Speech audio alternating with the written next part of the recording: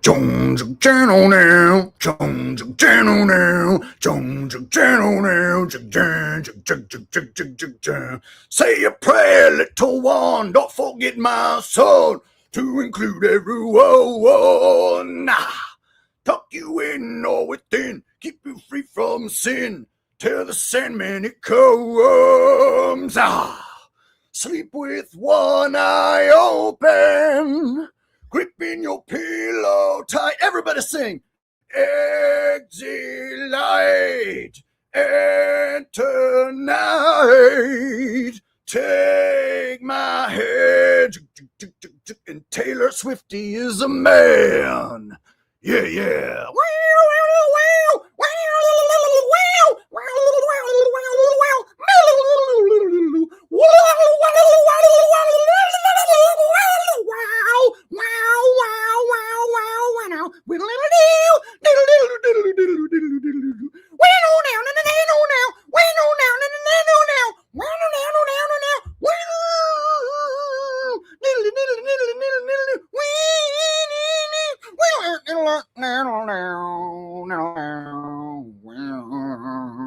All right.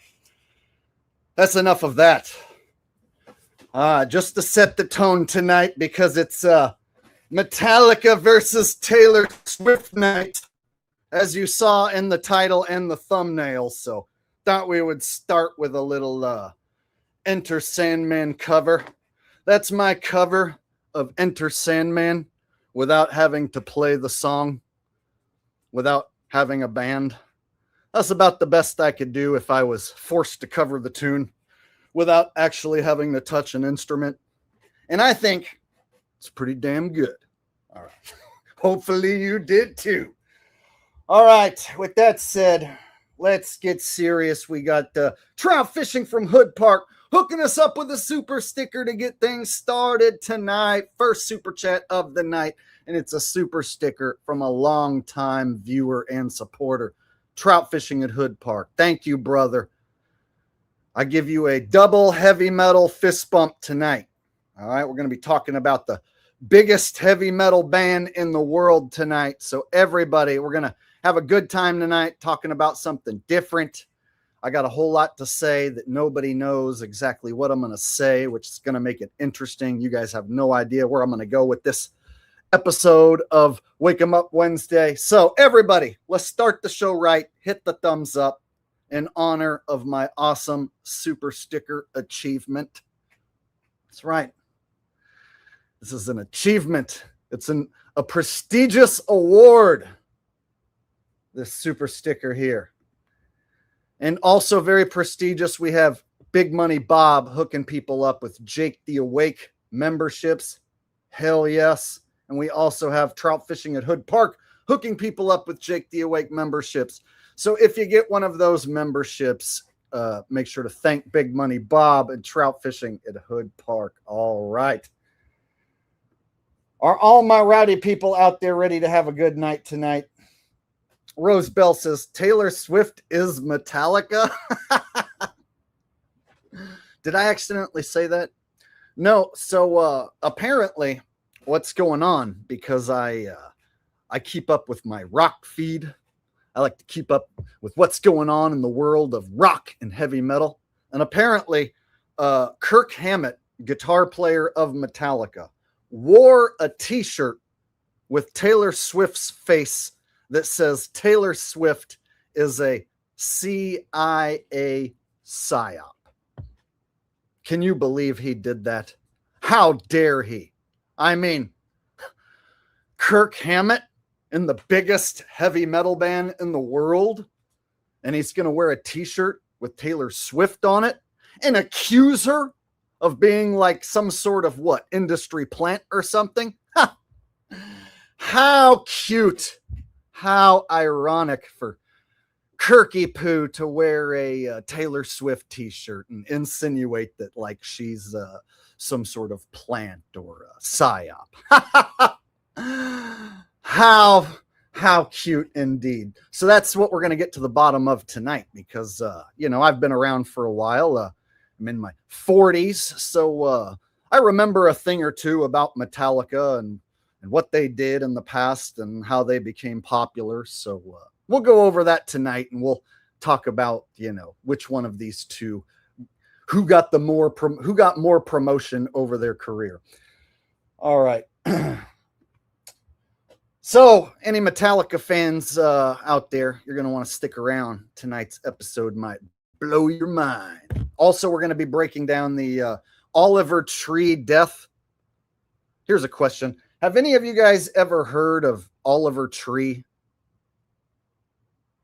This is how I want to start tonight, with a question. Have any of you guys ever heard of Oliver Tree? Just give me a yes or no right here. Oliver Tree, have you heard of him? Yes or no? All right, got some nopes coming in. Never. No. This is what I was hoping to hear. We have never. All right. And somebody said, unfortunately, yes. LaFleur says, unfortunately, yes. Okay. So we have one guy so far. Got a bunch of no's. This is what I was hoping for. I was hoping you guys would say no. And the reason is because I never heard of this guy, Oliver Tree, until just like a couple nights ago. His name came across my feed, and it said that he was dead. And I was like, I don't know who that is. And I see the guy's goofy face in the thumbnail. I'm like, I don't recognize that fella. The name doesn't ring a bell, so who gives a shit? So apparently this Oliver Tree guy is dead. But it kept showing up in my feed over and over, and kept seeing this guy's goofy face. And so I didn't think anything of it. But then there was one video that had something in the title that caught my attention, and I made the mistake of clicking on it. And then I went down this crazy rabbit hole that I was totally not expecting to go down. And within minutes, discovered things about this character that are very strange. And so tonight, I'm going to clue you in on this Oliver Tree character, just in case he comes across your feed. Because he came across my feed, and all it took was one click. And I was like, what the hell? How did I never hear about this guy? So tonight we're going to be talking about a character whose death appears to be scripted and faked. But it's a character who nobody has ever seemed to have heard of until now that he's dead. So it's kind of a wacky story there, but figured I would go ahead and cover it because the things I found fall directly in line with stuff that I already talk about on this channel. And it also falls directly in line with my latest video about industry plants and how you become popular nowadays, what catches people attention nowadays in 2026. So glad you guys are saying no. And I'm seeing most of you guys saying no. That's what I was hoping for. And that's what I figured you would say. All right.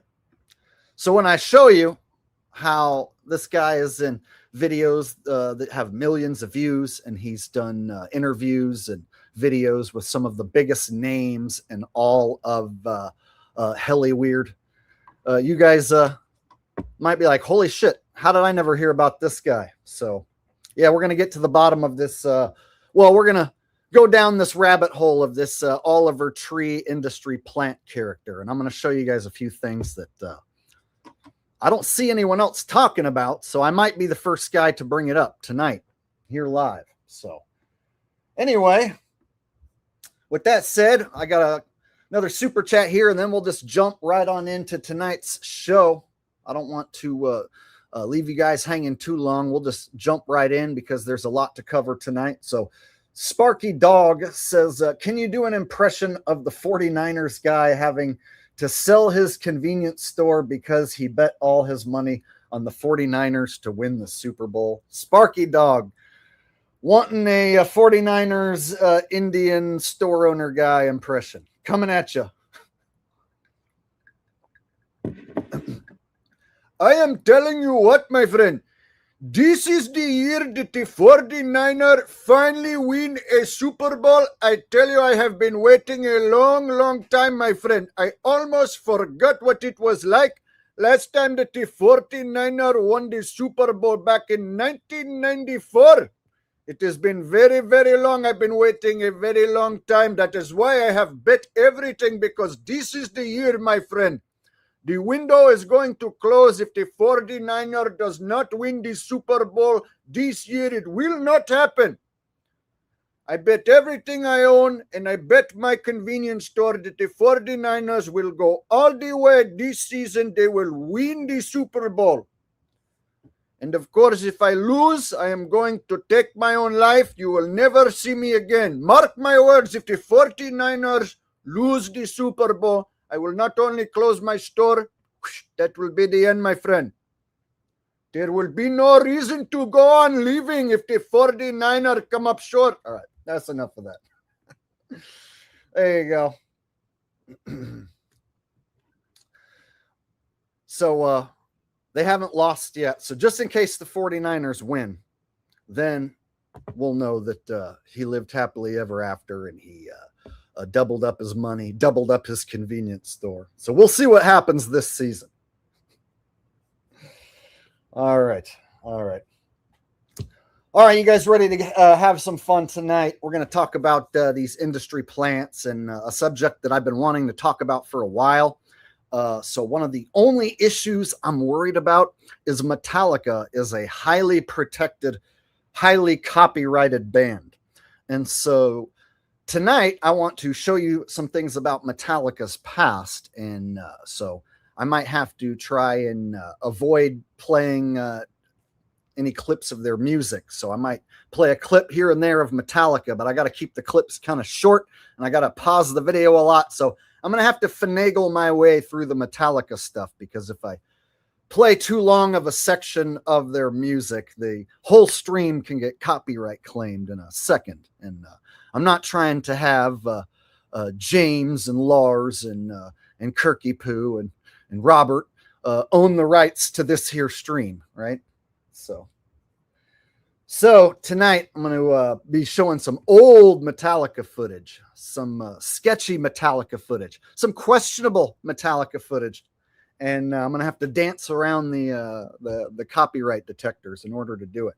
So, all right. With that said, I got one more super chat, it looks like, and then we'll jump right into this party. We got Dcran4D. He says, "I'm late to the stream. What's up, Jake the Truther? Love you. Hey, glad you could make it. You haven't missed really anything. I read a few super chats and said my hellos and did my intro. So this is usually when I'm waiting for the crowd to gather. And then, 10, 15 minutes after me giving the intro, reading the first batch of super chats, then we jump in. So good news for you, sir. You haven't missed anything important yet. We haven't officially kicked off the show. But now we are officially going to kick off the show. So thank you, Dcran4D, for the super chat, brother. And with that said, let's go ahead and dive in. The first video I wanted to start with was a video talking about how Kirk Hammett wore this Taylor Swift shirt and started this whole feud. So we'll start there, and I'll give you my commentary. And then we'll get into the questionable background of Metallica, the world's biggest heavy metal band.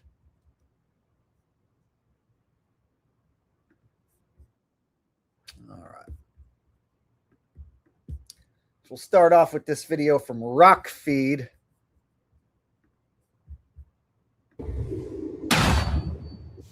We've seen a lot of feuds over the years here on Rock Feed, all kinds of crazy situations, but this might be one of the most bizarre ones yet. Ladies and gentlemen, the Swifties all around the world are pissed at Metallica right now because of something that happened on stage during their show in Budapest. Quite frankly, I think this might be one of the funniest things a member of Metallica has ever done. All right, so right away, first 30 seconds, the story is Swifties, Taylor Swift's fans, are upset, and there's worldwide there's fans around the world who are upset. And it's over something that Metallica did. Now, right away, I have a hard time believing that Taylor Swift's fans are paying attention to anything that Metallica's doing. But that's the story that Mr. Metal Tits is going to start with. So he says that this is hilarious. We'll see how hilarious it really is. I like to think I'm a good judge of what is funny and what is not. So we'll see how hilarious this story is. This is absolute 100% sending Taylor Swift's fans into a spiral over this. Taylor Swift's fans are in a spiral, you guys. According to Mr. Man Boob's metal manlet here. This guy's like the resident heavy metal expert. That's why he's well qualified to give us all the heavy metal and rock news. And so he knows for a fact that all of the Swifties worldwide are very upset over something Kirk Hammett did. What did he do? Please tell us, Mr. Metal Expert. Let's take a look at the situation and see why Swifties are so pissed at Metallica. Kirk Hammett walked on stage in Budapest wearing a t-shirt that would set the internet on fire. It says Taylor Swift is a CIA Psyop. He goes on stage with a t-shirt that says Taylor Swift is a CIA Psyop. And it set the internet on fire. Well, before Mr. Rockfeed Metal Man Boobs said so, I had no idea that this happened. So let me ask you guys, since it set the internet on fire, did you guys know that Kirk Hammett wore this shirt and that all the Swifties were upset? Because apparently it set the internet on fire. So perhaps you guys might have noticed the internet was in flames where you live. You might have woke up and noticed your internet smoking, right? Might have noticed that the Wi-Fi was a little hotter than usual because Metallica, Kirk Hammett, set the internet ablaze with his t-shirt. Did you guys notice that? No? You guys missed that?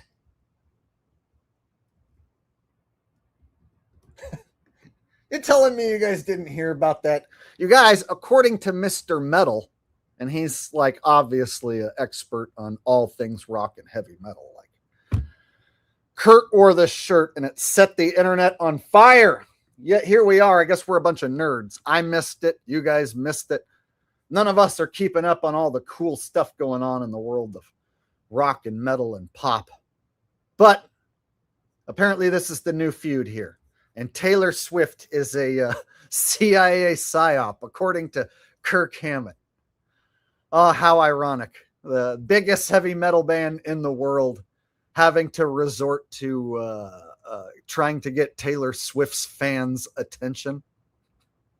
The internet on fire. It says Taylor Swift is a CIA psyop. Within days, Metallica, one of the biggest bands on earth, got dubbed the Unforgiven by an army of furious Swifties. Metallica is currently mid-European tour, packing out the arena in Budapest, and lead guitarist Kirk Hammett is wearing a t-shirt featuring a black-eyed, scary-looking Taylor Swift, captioned with that now infamous conspiracy slogan. Now, the shirt was barely even readable. The text was split in half, and at the bottom, it says, is a CIA psyop. It was hidden most of the time behind Kirk's guitar, but it wasn't really a clear statement. It was just Kirk Hammett being Kirk Hammett, I think, wearing something that he thought was hilarious. Oh, it's so hilarious!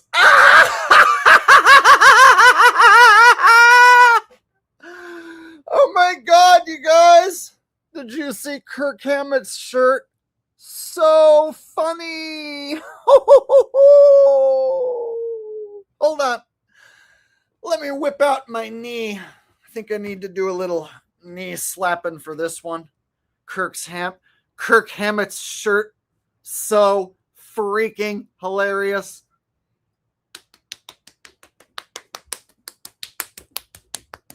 Got to do a little knee slapping. Woo! Ha ha! You guys see that? Oh, Kirk with his Taylor Swift is a CIA Psyop t-shirt. Wow. How hilarious. How clever. How very original. How metal. Yeah. How heavy. I can't think of anything more heavy and more metal than having to try and get the attention of Taylor Swift's fans. Just using her name and putting her image on your chest when you're in the biggest heavy metal band in the world, playing sold out arenas in Europe, and you got to put the pop princess on your chest and tell us about how she's a CIA psyop. Oh, really, Kirky? Really? What about you and your boys and your band? You know, being propped up and helped along by MTV all those years. Does that count as being a CIA psyop? Does it count when Metallica gets forced down our throats on MTV for years and years, over and over and over and over again? Well, I guess it was just the luck of the draw that Metallica ended up on Beavis's TV shirt, right? Yeah. I guess Metallica, since they're so awesome, they just became Beavis's favorite band because they're so cool and organic and original. Right, Kirk? And it just so happened that Beavis and Butthead were gigantic and influential in the 90s. If they liked you, it would help you sell tens of millions of extra records. And if they didn't like you, it could ruin your career. And it just so happened Beavis and Butthead liked Metallica, and MTV promoted the living shit out of them. Oh, yeah, but Taylor Swift is a psyop. I love it. Some of us were old enough to remember back when MTV showed music videos, and they were very, very influential. They could make or break your career. In fact, you didn't have a big music career if you didn't have a hit music video on MTV. It only took one. And if you had multiple hit music videos on MTV, holy shit, you would be playing sold out venues across the world like Metallica has done. We'll talk more about that. Objectively hilarious. It also may connect to that recent story saying Geese was a psyop in that article, basically saying that their rise was artificial. Maybe he's suggesting that about Taylor Swift as well. But all it took was that one photograph of Kirk Hammett wearing this shirt to set the internet ablaze. A few days later, it made its way to the Swifties, and a fan account posted the photo, lighting the fuse. The caption took a shot back, calling Metallica a has-been band, which is hilarious. So now you create a fictional feud between your industry plant heavy metal band and your industry plant pop princess, right? So you create this artificial feud, and now the Swift fans have to be like, who's this old guy Metallica band talking about Taylor, right?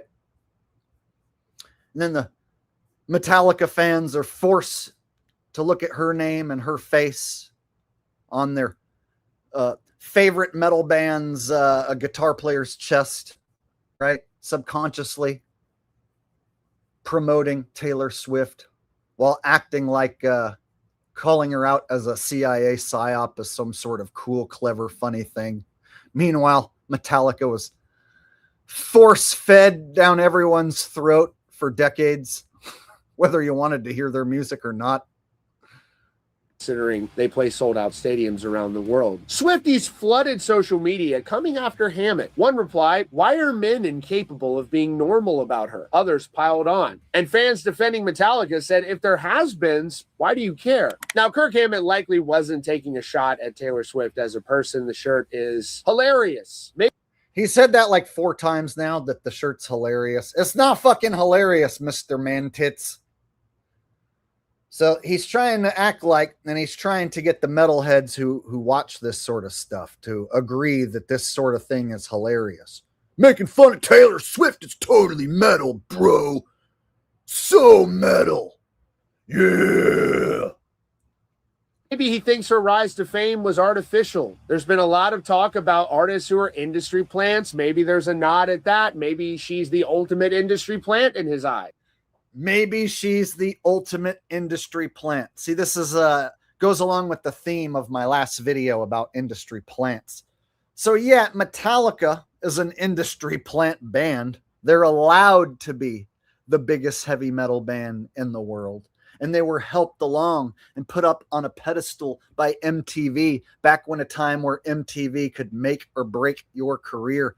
MTV always promoted Metallica over and over and over again. So there were other bands that MTV promoted for a while and then they moved on, but they always promoted, back when they were playing music videos, they always promoted Metallica. I'm going to show you guys some examples of how Metallica was propped up all throughout the 90s through television. And television is a weapon, right? It's a weapon to control your mind. Music television is Masonic television. They took the music, put it on television, took over what was perceived as popular music. So then MTV at one time controlled what a lot of people thought was cool and what was popular. And so these characters today are still touring off of the fame that they made from the Beast System promoting them. So talking about Taylor Swift being a CIA psyop, when you were promoted on television over and over and over again by MTV, the same Beast System that then went on to sell out all the music and then turn on the music and all the music fans and become a teen mom reality TV slop. Yeah, that same MTV, the same one that they took down and no longer even exists anymore, right? So the ultimate psyop with music and television being combined and then getting control over what the youth at the time perceived as popular and cool. They had that down to a science, and they used this band right here as one of the tools back at the time to do so. And there's still a bunch of metalheads who are convinced that these guys are legit, and they still go pay to see these guys. There have been conspiracies about Taylor Swift and pretty much any major pop artist going around for many years. But as it relates to Taylor, this is what's been said. In January of 2024 on Fox News, an anchor floated on air that Taylor Swift might be a CIA psychological operation. He admitted that he had no proof. He even aired 2019 footage he claimed that showed a Pentagon employee pitching NATO on using Taylor Swift to their advantage. Oh, so he's got evidence, see? So it's not just a hilarious shirt. He's got this evidence that Swift is a Pentagon asset. Says the guy that was honored as an icon on MTV while Avril Lavigne sang, "Give me fuel, give me fire, give me that which I desire." There was a time where MTV did this icon celebration of Metallica, and they had Avril Lavigne and Korn and Limp Bizkit and Snoop Dogg all do covers of Metallica tunes while Metallica sat there and watched, and then Metallica performed at the end. But he's going to talk about how Taylor is a Pentagon asset and a Pentagon asset. That's ridiculous. Talk about the pot calling the kettle black. Pentagon employee pitching NATO on using Taylor Swift to their advantage. Except the woman he showed wasn't actually a Pentagon official. She was a Johns Hopkins researcher speaking at a NATO cybersecurity conference. The idea most likely traced back to a single tweet from a former Trump-era official. Now, what's hilarious is the Pentagon actually did respond to it at the time. A spokesperson was asked, and they said simply they were going to shake it off. Oh, I'm sorry you guys had to hear that. I think he repeated that it was hilarious like 6 times, yet there was absolutely nothing funny about any of that. Thank you, Mr. Metal Man Tits, for letting us know about the feud between Taylor Swift and Metallica. So this is where we go back in time and we take a look at Metallica and how they were helped along throughout their career. In fact, let me show you guys some of what I was just talking about, how like there were times where MTV would do these documentaries and like these ceremonies just honoring Metallica, just kissing their ass.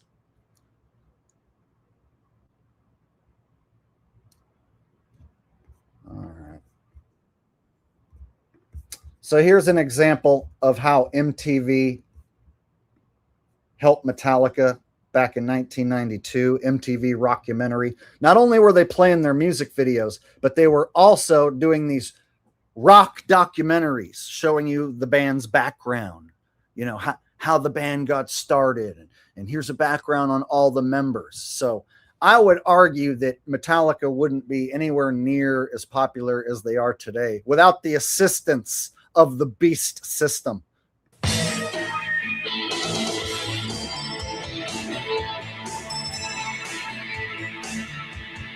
I'm here with Metallica, the hot new heavy metal band from LA.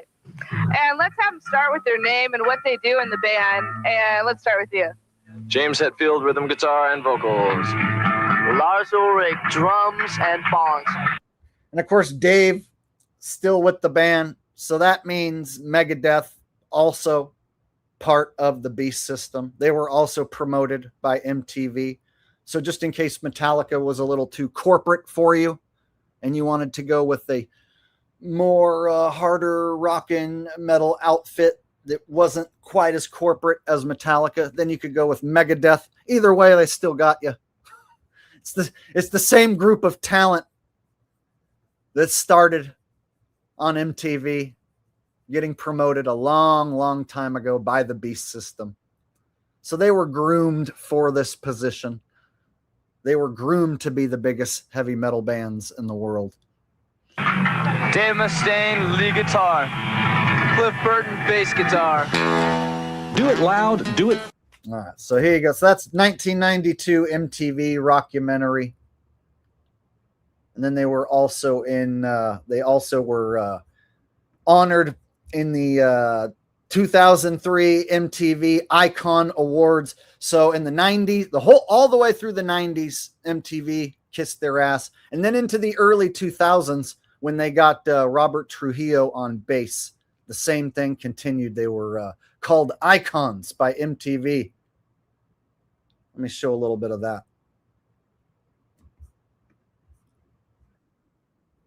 So I would argue, in order to be labeled as an icon by MTV, you got to be a total sellout. You got to be part of the Beast system. And so MTV Icon 2003, featuring performances of Metallica covers by Sum 41, Stained, Avril Lavigne, Snoop Dogg, Korn, and Limp Bizkit. And then at the end, Metallica plays.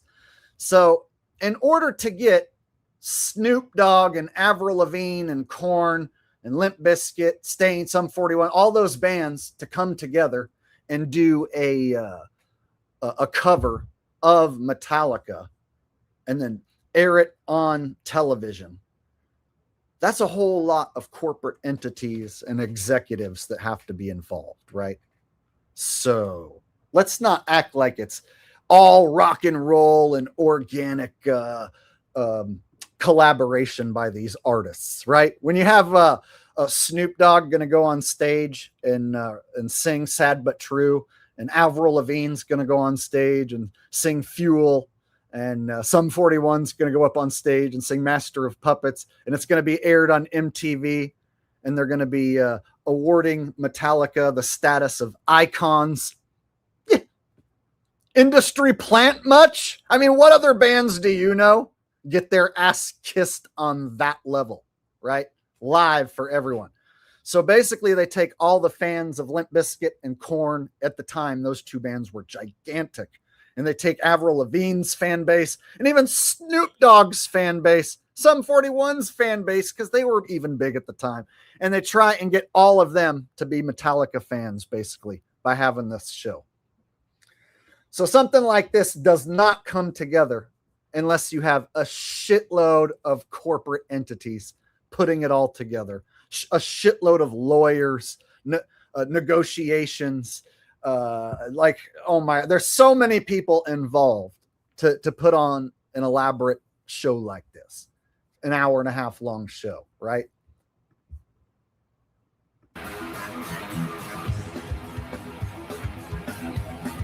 Right? You got Avril Lavigne coming out to sing Fuel. Although the boys in Metallica have always appealed to many of their own mankind, the truth is that women are just as moved by their sound. And now, I'm thrilled to introduce a small woman who rocks big. All right, so at the time, everybody wanted to bang this chick because she was the chick from American Pie. I don't even know her name, but I know she's the bitch from American Pie that everyone wants to bang, or at least wanted to bang back then. To burn on fuel from Metallica's Reload album, let's hear it for Avril Lavigne! Give me fuel, give me fire, give me that which I desire! So there you go. Give me fuel, give me fire, give me that which I desire! Yeah, that happened. You know what else happened? Snoop Dogg performing Sad But True in nothing but Metallica attire. Yeah. Like I said, these songs are most likely copyrighted. I would play these songs because I get a kick out of it, but I'm almost certain that they're copyrighted. And if I play a large section of these songs, that my whole stream's going to get copyright claimed. And then sometimes it can get blocked worldwide, and then I have to edit out sections. So I'm trying to avoid copyrights. Just know I want to play some of these songs for you guys because they're ridiculous and they suck. And the crowd pretends like they love it. So just to show you guys how some of these groups were helped along quite graciously, propped up by MTV at the time in ways that helped them tremendously throughout their career to where they're still popular this day because of it. All right. Looks like I got a super chat that came in from New Tartarians. He says, Sir Jake, here is a layup super chat for nailing it exactly, helping us to see the gears in the big machine. Also, a great indie metal band from Canada is Skullfist for any Metal Canada fans. Well, you know what? That is a pretty cool metal name, Skullfist, right? That sounds like something that Beavis and Butthead would enjoy. This kicks ass. Yeah. Like, I don't know, Butthead, but I think Skullfist might be my new favorite band. I don't know. I think Metallica's getting too incorporated or something. So I think my new favorite band is Skullfist now. Yeah, Skullfist kicks ass. And I saw this chick with big thingies at the Skullfist concert. It was cool. Yeah. There you go. Thank you very much, New Tartarians, for the very generous super chat. I appreciate that, brother. And I'll have to check out Skullfist after the stream. You have me intrigued. All right. Doxological Thinker says, can you do Fittest Flat Earther saying Taylor Swift is Kirk Hammett?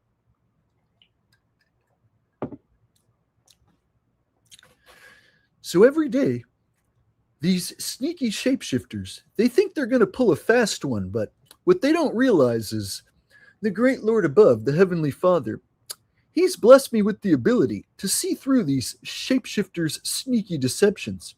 And so that's why what I show you today, it might blow your mind, but it doesn't blow my mind at all, because I know what these shapeshifters are really capable of. What if I told you that Taylor Swift, the reason why Kirk Hammett says that she's a CIA psychological operation is because Kirk Hammett is Taylor Swift. You can see in a side-by-side comparison, they have the same dimples. And, of course, Taylor Swift, she's most likely the daughter of the fallen angel that crossbred with the Nephilim. And, of course, Metallica, every time you sleep with one eye open, you have to grip your pillow tight. And that's because the Sandman is coming for you tonight.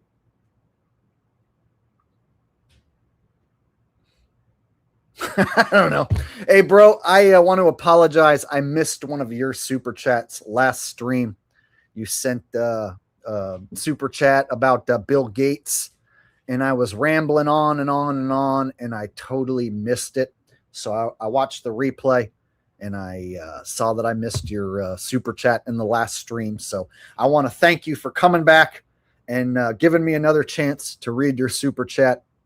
So thank you for supporting the show and the last show. And again, I apologize for missing your super chat. I felt bad when I went and watched the replay and saw that your super chat message went on by and I somehow missed it. So thank you for supporting the Jake the Awake stream each week, brother. From the bottom of my heart. Double fist bumps to you, sir. Doxological thinker. All right. Rex James coming in with a very generous super chat, says old Metallica is great. Orion is one of the best guitar solo in my opinion, but could you sing Shake Off from Taylor Swift, Jake? I don't really know the song. All I know is the chorus, and I wish I didn't even know that. It's like one of those pop songs that it made its way to my ears, and I don't like it. I wish I hadn't ever heard it, but I have heard enough of it to know it's like, that's what people say. That's what people say. Baby wanted hey, and people want to blah, blah, blah, blah, blah. Shake it off, that's what people say. So that's about all I know, and that's all I'm ever going to know. So yeah, sadly, that song... It's like one of those tunes that you wish it never made its way into your head. But if you're alive in the world, your ears are open and subject to terrible pop music at any point. So yeah, there's a lot of songs throughout my life that I wish never made their way into my ears, and that's one of them. Out of all the things you could ask me to sing, I am a gifted singer. I can sing damn near anything in the lower register or the mid-range. And out of all the vocals that these singers can no longer sing, like there's singers out there that can't even sing the stuff they used to be able to sing, and I can still pull it off flawlessly. And out of all the stuff you could ask me to sing, you want me to sing that shit? And that's what people say. Take it up, take it up. I hope it was worth it, bro.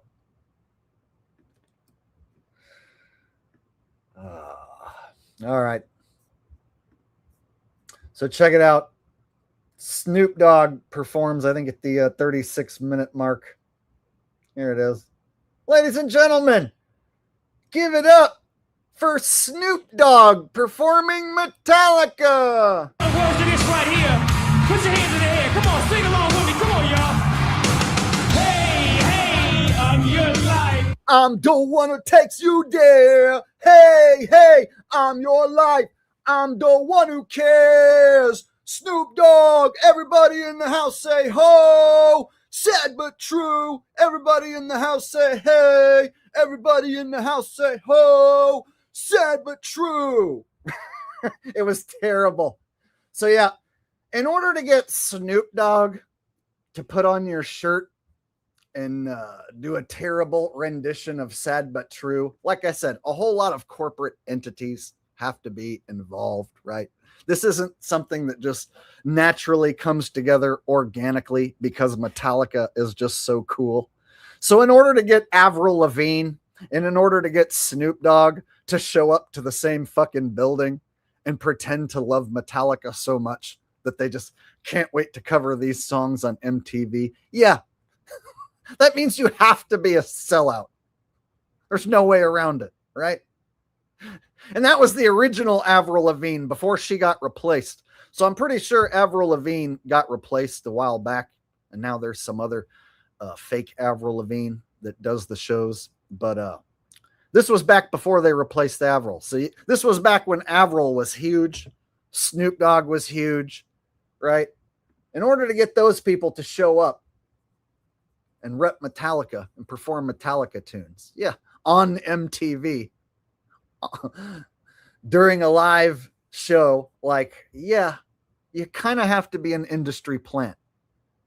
There's no such thing as like, oh, if you work hard and you pay your dues, you could one day get Snoop Dogg to perform one of your songs, along with Avril Lavigne and Sum 41 and Korn and Limp Bizkit on MTV while they kiss your ass and label you an icon. All you got to do is just work hard and get good at guitar and singing. Yeah. There's a metal band practicing in their garage. Who knows? Maybe a Skullfist in Canada, right? Practicing.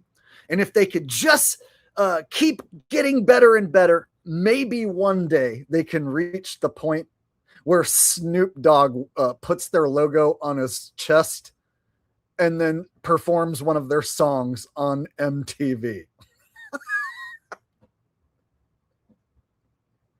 Sure, anyone can get, all you got to do is just work hard, and you too can make it to the tippity top of heavy metal, where Avril Lavigne and Snoop Dogg honor you as being an icon on MTV. And this happened. See? So one of the things about growing up throughout the 90s and early 2000s, I watched this shit. I watched this when it aired the first time. I thought it sucked ass back then. I thought that Sum 41 did a decent job with Master of Puppets, but Limp Bizkit's performance sucked. Korn's performance sucked. Snoop Dogg's performance sucked. Everyone's performance pretty much sucked. Kind of a sad situation when Sum 41 performs Metallica better than all of the groups. Anyway. So yeah, this happened. So at a time when Korn was gigantic, they had to honor Metallica and try and play a Metallica song. And they did not do a very good job. You can go back and watch for yourself. I would play it, but again, I'm almost positive it'll get copyright claimed. And then I can have issues with the stream getting blocked or even possibly taken down. At the very least, I don't want them to own all of my ad revenue. So I got to try and show you guys what happened without playing a bunch of clips. But anyway, to be honored on MTV as an icon is not something that happens organically by a hardworking metal band, right? And then if your bass player leaves, you just having Ozzy's bass player show up to take the guy's place, and you have all these different bass players to choose from. I mean, must be nice to not be a CIA Psyop. So yeah, for Kirk to wear a shirt saying Taylor Swift is a CIA Psyop, yeah, the irony. All right.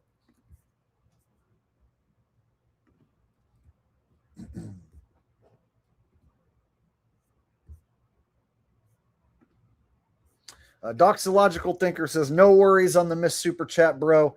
I'll always be here to support the number one truther. Also, you singing Shake It Off is better than Taylor 100%. Well, I can sing and hit notes without using a microphone or any amplification or any vocal effects. So a lot of today's artists, and over the last decade especially, a lot of vocals have been altered and manipulated. And so a lot of the youth, they grow up hearing manipulated vocals. And so a lot of the youth doesn't even know what like a real good singer sounds like.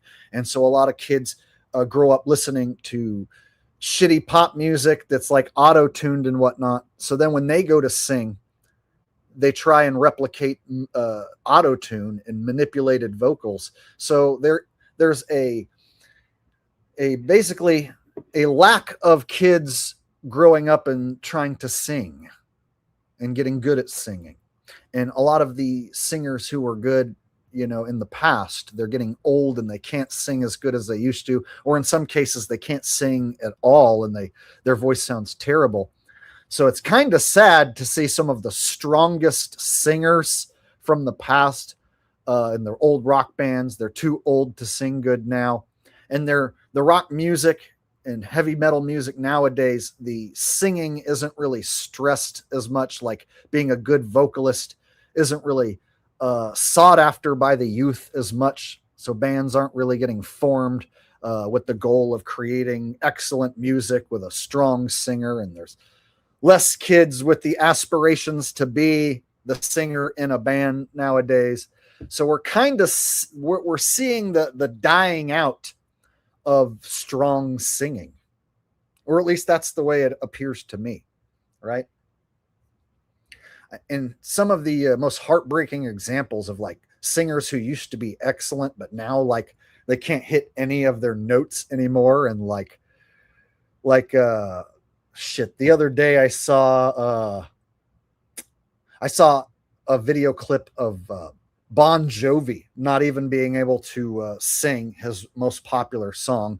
So he can't even sing Living on a Prayer because it's too hard he can't hit any of the notes, and he's fucked up his vocal cords and he's got surgeries on his vocals. So he'll go out there in front of fans and all they want to do is hear him sing that old song, and he can't sing it good anymore, but he still has to go up there and try and sing it anyway, knowing it's going to suck and be terrible.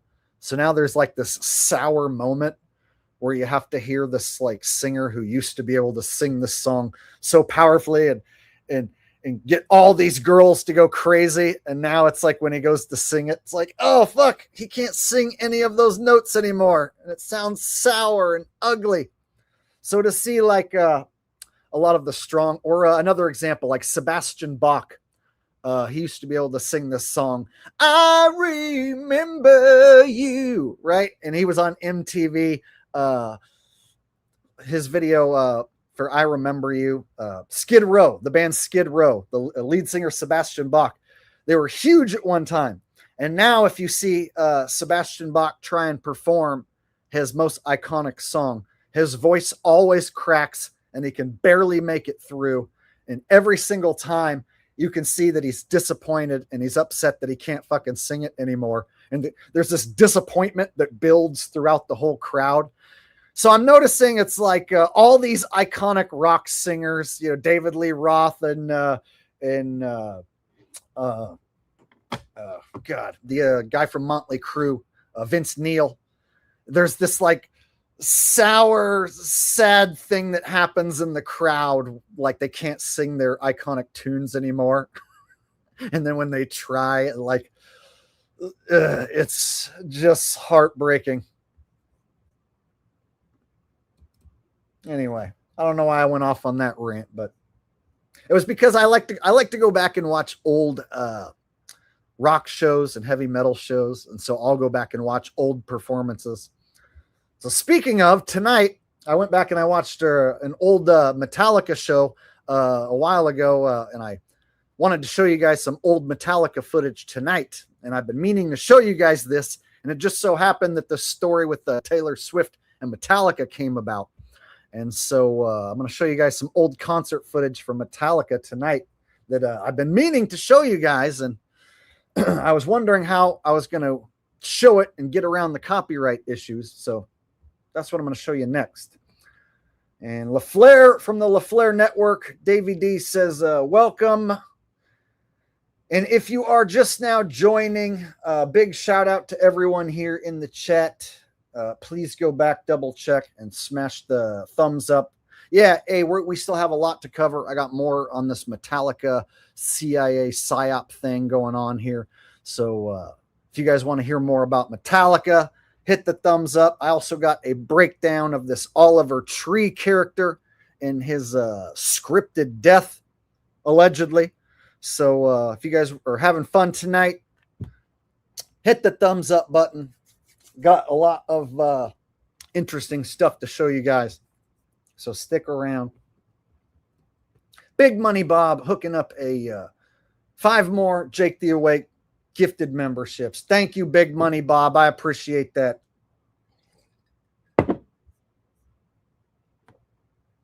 All right. So this old footage that I found of Metallica playing a live show back in 1983. I watched this probably, I don't know, a few months ago. So I like to go back. It's a hobby of mine to go back and watch old concerts from the 80s and 90s and 70s. And I like to go back and watch old classic rock bands. I like to go back and watch old heavy metal bands. I like to watch bands play live back before the age of the internet and stuff. Now that all these old videos have been uploaded. So now you can go back and see, you know, what Metallica looked like back in their heyday, or what, you know, any band who you like, you can go back and see like how they got started and whatnot. So I went back and I watched some old Metallica shows, and I was looking for like one of the earliest shows I could find because I wanted to see their old bass player, Cliff Burton. And I came across this video of supposedly Metallica playing live in Chicago back in 1983. And so I was born in 1983. So this is like one of the earliest shows I could find. And I was sitting there watching it, and I was enjoying it. And I got to a few parts where I started to scratch my head. And again, I wish I could play sections of this, but I'm pretty sure it'll get copyright claimed. So I'm going to play like snippets, and I'm going to pause it and talk. So I can play a few snippets, but I can't play long sections of this because I don't want to have to cut out sections of my stream for getting copyright claims. So I'm going to see if I can explain and show what I want to show you guys without playing too much. But basically, I got to this one part where I started to notice that like the crowd seemed like they were faking it. Like the crowd seemed like they were faking their enthusiasm. And so in between songs, I was seeing that the crowd was acting like they were super into it. Even like in between songs, when nothing really exciting's happening, like the crowd is like, yeah, like seeming like they're going crazy. And it seems like the crowd in almost every shot during every song has their hands up and their fists up, and there's devil horns and fists and hands and every single shot. And the more I started to look and pay attention to the crowd, the more it started to look strange. And then I got to this one part where Kirk Hammett does this guitar solo.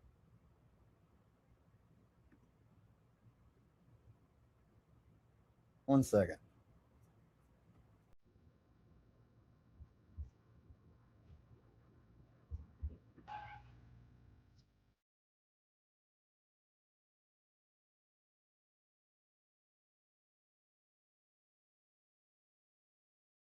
So everybody in this crowd, almost the entire show, always has their hands up. So that's the first thing I noticed that was kind of sketchy. And this is supposed to be Metallica in 1983, before they're famous. So somehow before they were famous, before their first album comes out, they've got this big crowd, and or big enough for a band back in 1983 who's playing heavy metal. And they seem to be going crazy. And they have this dedicated cameraman. So I started to get suspicious, like, hey, wait a minute. Is this a real show? All right, we're going to turn it over now to the newest member, Mr. Kirk Hammett. He's going to melt your face with his guitar. And so James says that Kirk here is going to melt your face with his guitar. And then Kirk has this look on his face like he's uncomfortable about what he's about to do. See? Look at this. He doesn't look like he's psyched up and ready to melt our faces.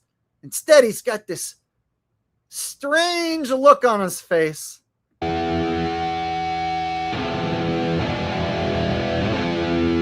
Again, Weird energy coming off of Kirk here, who's supposed to be melting our face.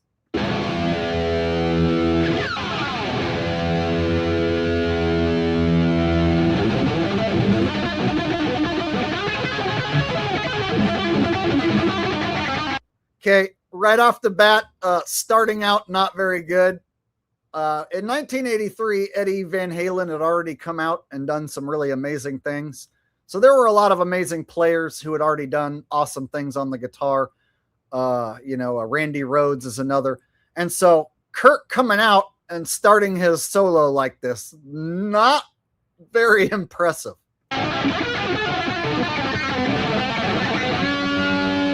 Meanwhile, everybody's got a fist in the shot.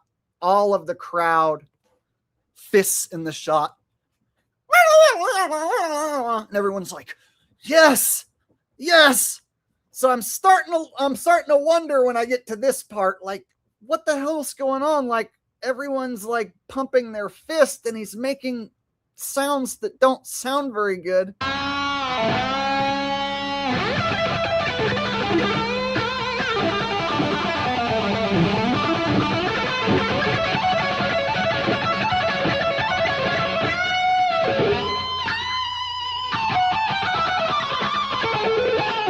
Like, all right, it's not the worst guitar solo I've ever heard, but it's definitely not the best. And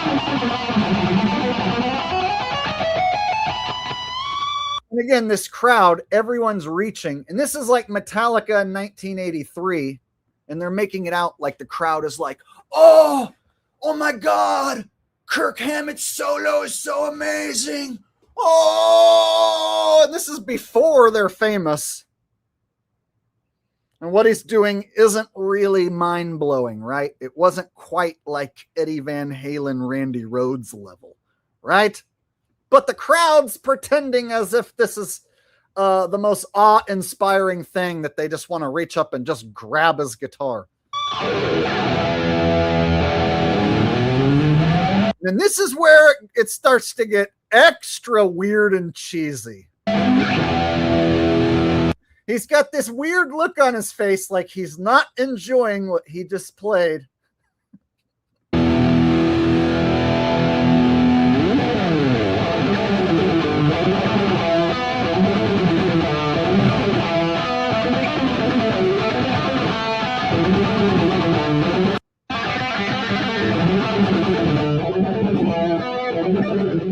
And again, everyone's hands the whole time. Fists and hands and in the shot the whole time. Starting to look really weird. People are doing spastic things with their hands. And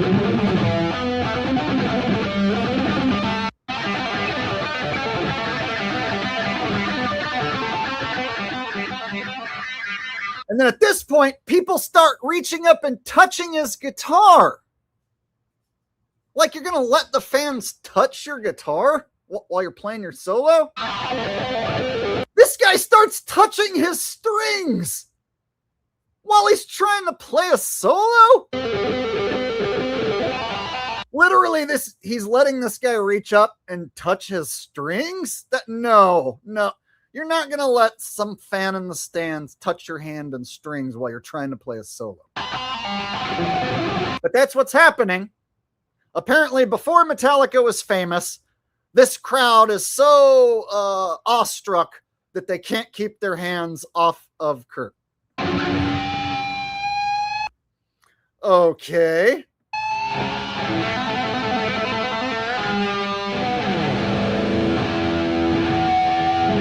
Now this is where it gets really weird and cheesy. Kirk takes his guitar off, goes over to the speakers, and starts doing this.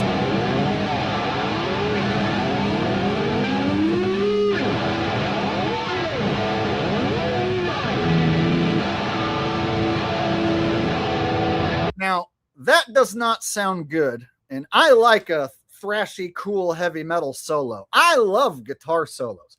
That sounds like absolute dog shit. There's nothing good sounding about that, no matter what era of metal you like. That is right there what he's doing. banging his guitar into the Marshall stack and rubbing the strings up and down while the smoke machine from behind is turned on. Meanwhile, what's the crowd doing? The crowd the whole time?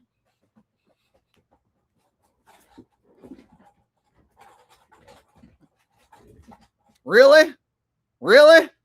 1983 Metallica?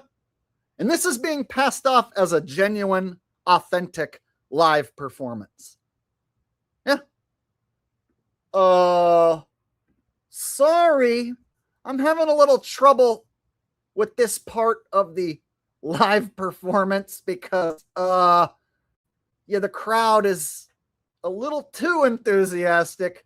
The noise coming out of this guitar is ass. What he's doing with it is not cool or psychedelic. This is not like Jimi Hendrix lighting a guitar on fire type thing. No. What he's doing right there, that would be enough to make people think that your band is stupid. Like, if you were to do that during a real show, most people would be like, these guys suck ass. I'm out of here, right? But no, the crowd loves it.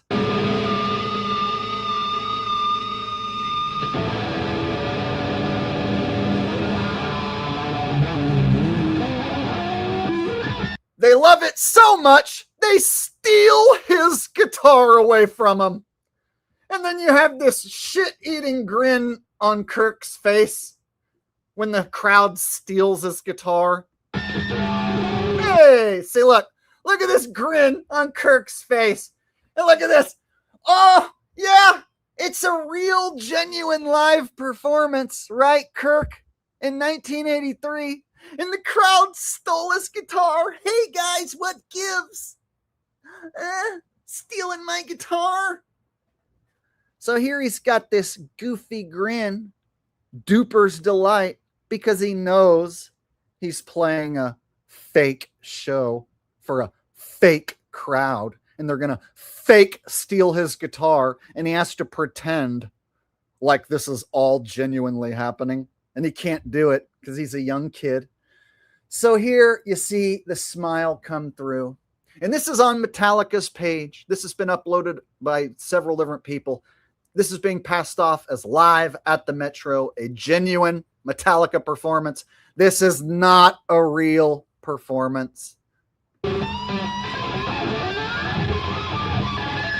Stage tech jumps into the crowd. Oh, sure. Somehow the guitar keeps making all these screechy noises, even though it got torn away from Kirk and is now in the crowd. I guess it stayed plugged in this whole time. And you see all these faces pointed the other way. Gee, this almost looks like it's a studio and a fake crowd who just fake stole Kirk's guitar. And now everyone's got to pretend like his guitar was really stolen. Come on. No, Jake, I was there, bro. It really happened, man. Listen to this weird silence that comes over the crowd. You can hear a pin drop almost.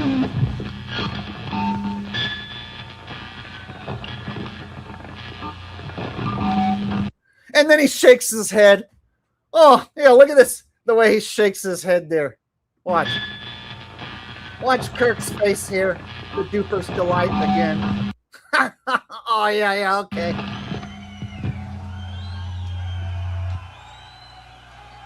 Come on, guys. Can't believe you stole my guitar, guys. The ravenous Metallica crowd, they just loved his solo so much that they ripped the guitar out of his hands, and the stage tech had to go jump into the crowd and get it back. And what a funny metal moment. Yeah, look at this look on his face. Yeah. Nice shit-eating grin here, Kirky Poo. Why is Metallica in 1983 pretending to play a live show? And how come they aren't honest with their fans and come clean and say that they didn't play this real show, that this is fake? because they literally passed this off on their own channel as a real show, and everyone in the comment section thinks it's a real show. This is not a real fucking live show from 1983. So that means Metallica was staging shows with help back in 1983. No, I do not think that Metallica staged this on their own. No, I do not think that they did all of this on their own. No, I don't think they wrote all them songs on their own. Fuck no. So this just goes to show you, even old Metallica, they were helped along with a fake crowd and making it look like there's this ravenous crowd who loves them so much. And then you can show this to people 30 years later, 40 years later, and pass it off as a live performance. Yeah, nice try. Now, I know Metallica's played a ton of live shows, thousands of real live shows. This just isn't one of them.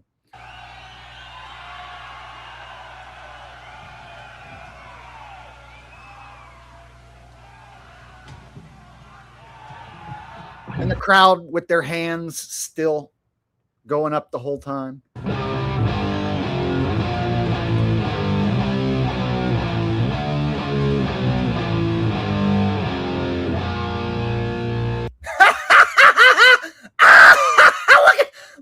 That's the most embarrassing shit for a metal god, the lead guitarist of the biggest metal band in the world.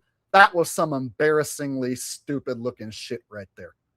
You can't say like, whoa, he melted my mind. That was such a cool solo.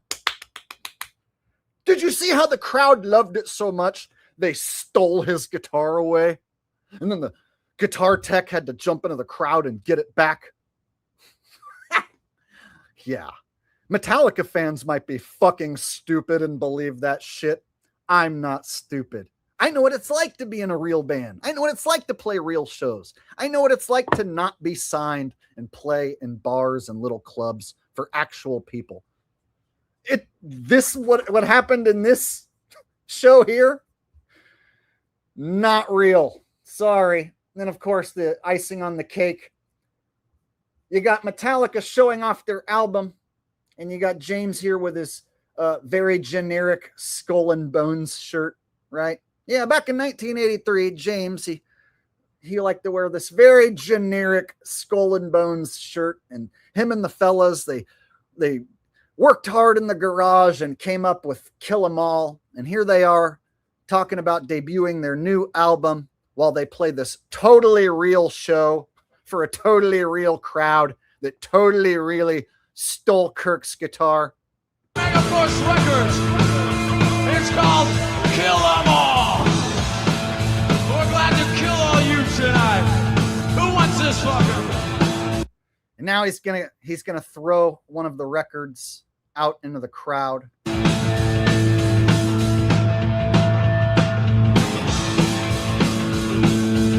I don't think anybody got that. And then it just disappears onto the floor. Nobody gives a fuck about it. Look at it. This crowd is obviously a bunch of teenagers and 20-year-olds who they instructed to act like Metallica's their favorite band, right? So they were obviously instructed to pretend like this is their favorite band that they've ever seen. But, there's a shitload of ignorant Metallica fans out there who would be like, no, bro, I was there that night in Chicago. It was real. My cousin's friend was there, bro. He knew Kirk and Lars when they were kids, bro. They're real. It's real, bro. The crowd really stole his guitar. For real, bro. So, was that even really from 1983?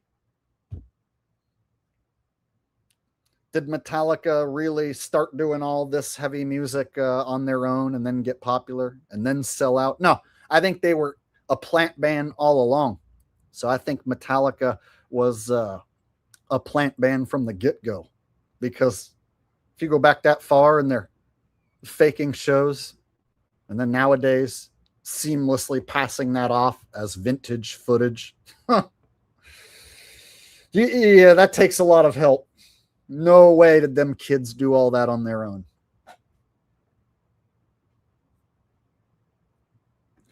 Yes, I know things were different back then, but what we watched was not a real, genuine crowd stealing Kirk's guitar. Would you like me to go back and play it again? No, Jake, back in the 80s, everyone did this the entire show. Even in between, when they're just talking and not playing, you still do this. Even when someone gets up there and plays the shittiest guitar solo, you do this the whole time, and then you steal their guitar. Sure, bro. Yeah, I was born in 1983, right? So I wasn't like old enough to go to metal shows back then, but I'm not stupid. And so I have been in bands. I've played shows back before everything got as shitty as it is now, right? So I know a thing or two about live music and live crowds. And what we saw there is an artificial crowd being told to pretend like Metallica's the greatest thing they ever saw. And Kirk's body language, he did not enjoy playing that god-awful solo. He did not enjoy it at all. Nobody enjoyed that solo.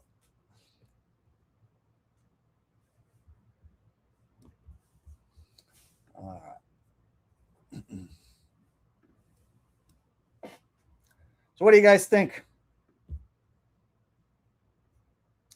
So it seems to me Metallica was helped out a long, long time ago by the Beast System and has been helped out by the Beast System for a long, long time. Long before anyone ever heard of Taylor Swift. Long before she was even born. So Metallica was being artificially pushed and propped up, being made to look like something that they weren't a long time ago. Well before Taylor Swift was even born. But according to Kirk, Taylor Swift's the CIA Psyop.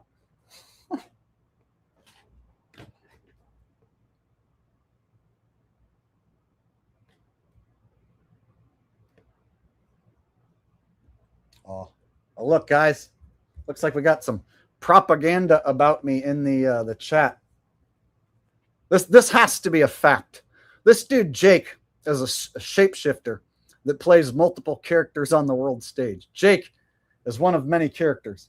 He's not a real person. Fake character playing with your minds. You've been warned. There you go. You guys, God is undefeated.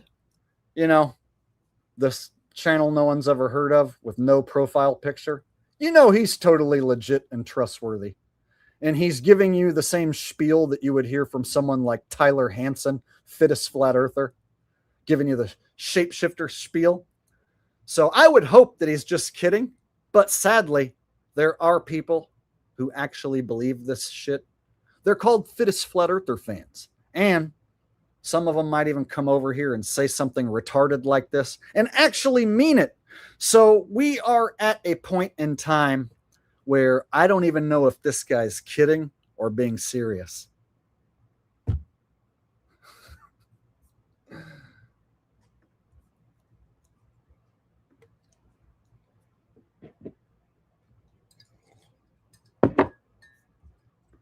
Oh, I'm also Will Duffy.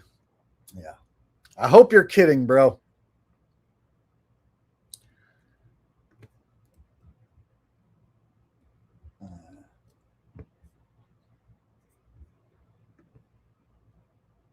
Now, see, what they did is they have fittest flat earther spreading this shapeshifter fallen angel nonsense. And it's to cover the real conspiracy that these actors are using hyper-realistic masks and disguises, right?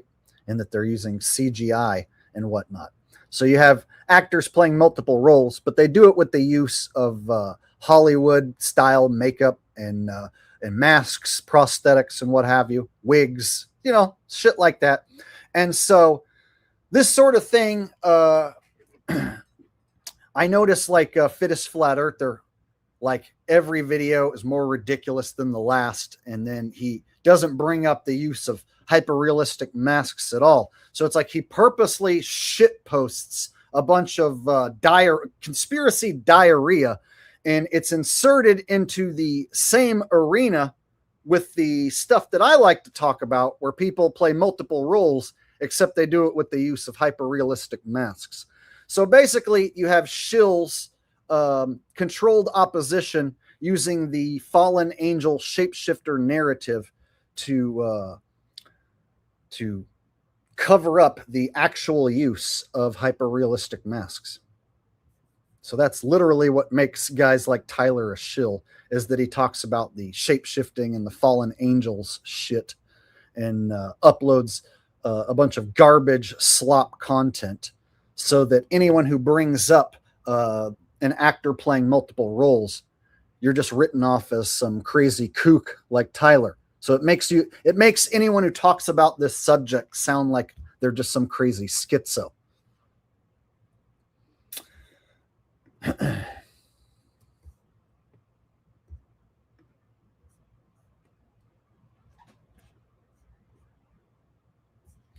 All right, so I guess we can move along now.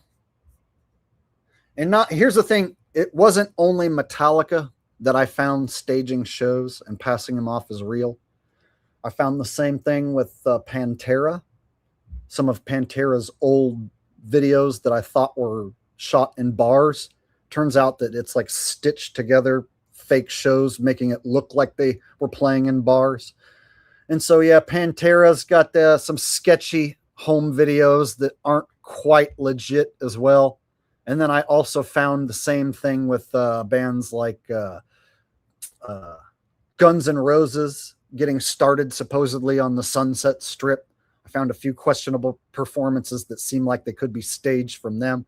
And I even found some from a band that I loved over the years, Blue Oyster Cult. So the reason I was able to start spotting the fake crowd members was because I went back and watched some old Blue Oyster Cult concerts. And it seemed like the crowd was like doing this the whole time, even in moments where it didn't make sense. And so I watched like several different videos, and I started to spot like some of the same fists at different concerts, and what looks like the same studio used to shoot multiple different staged concerts. So even a band like Blue Oyster Cult, who I've seen many times, who I know is a real, like they've played many, many real shows. Even they have some examples of some staged shows from back in the 80s and early 90s. And so I noticed some of these old performances are being passed off as live shows. And then you look at the crowd, and it's almost like the crowd was instructed to act like it's the greatest thing they've ever seen and have their hands going like this the entire time. So it wasn't just Metallica. So if you go back and watch old shows, and now that I've shown you what I've shown you, you might start to spot some of these staged shows as well, being passed off as live performances. 13 Gerino says, hello, Jake. Just thought of a new character. You could develop an alter ego to Jake the Awake, a character with multiple personalities. Joke the Awoke. A new character I could develop with an alter ego. What, you mean like start a whole new channel called Joke the Awoke and do like a bunch of like stupid slapstick comedy stuff? I don't know. The problem with doing any other split personality, new character, new channel, then it's like more time and effort I have to spend doing something else when I need to be putting all my time and effort into making new videos for this channel and preparing for the next stream and keeping this channel going, which is extremely difficult at times. So just keeping this damn one channel going is hard enough. So anytime I start to think of a second channel or doing anything else, it's like, fuck it. I need to put all my time and focus into this, right? So I need to stay focused on Jake the Awake, because unfortunately on YouTube, if you don't stay on top of your channel like almost every single day, the algorithm forgets about you and people forget about you. And before you know it, views start dropping. And so, yeah, man, I got to stay focused and keep coming up with new shit. So no time for any joke the awokes. But thank you for the super chat. I appreciate it, buddy. And all the support goes to keeping this thing going. So thank you guys tonight for supporting the channel. Hook a brother up with a thumbs up real quick if you could. I still have the death of Oliver Tree that I want to do a little investigating coming up. So the next thing we're going to cover is this Oliver Tree character, who I believe is a scripted death faker. And I never heard of this dude until just recently. So I'm going to move on to that next. So if you guys are ready for that, hook a brother up with a thumbs up. I would really appreciate it. If you're watching the replay, hook a brother up with a thumbs up. Everybody watching live right now, come on. Thumbs up. Do it. Do it. Thank you. All right.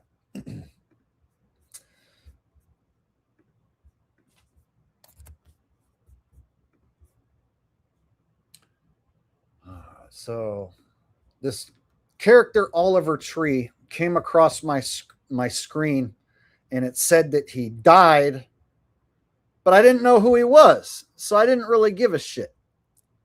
But just to show you guys what was showing up in my feed.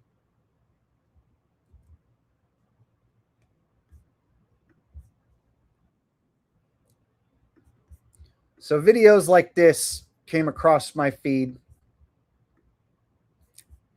Oliver Tree killed in midair Rio crash.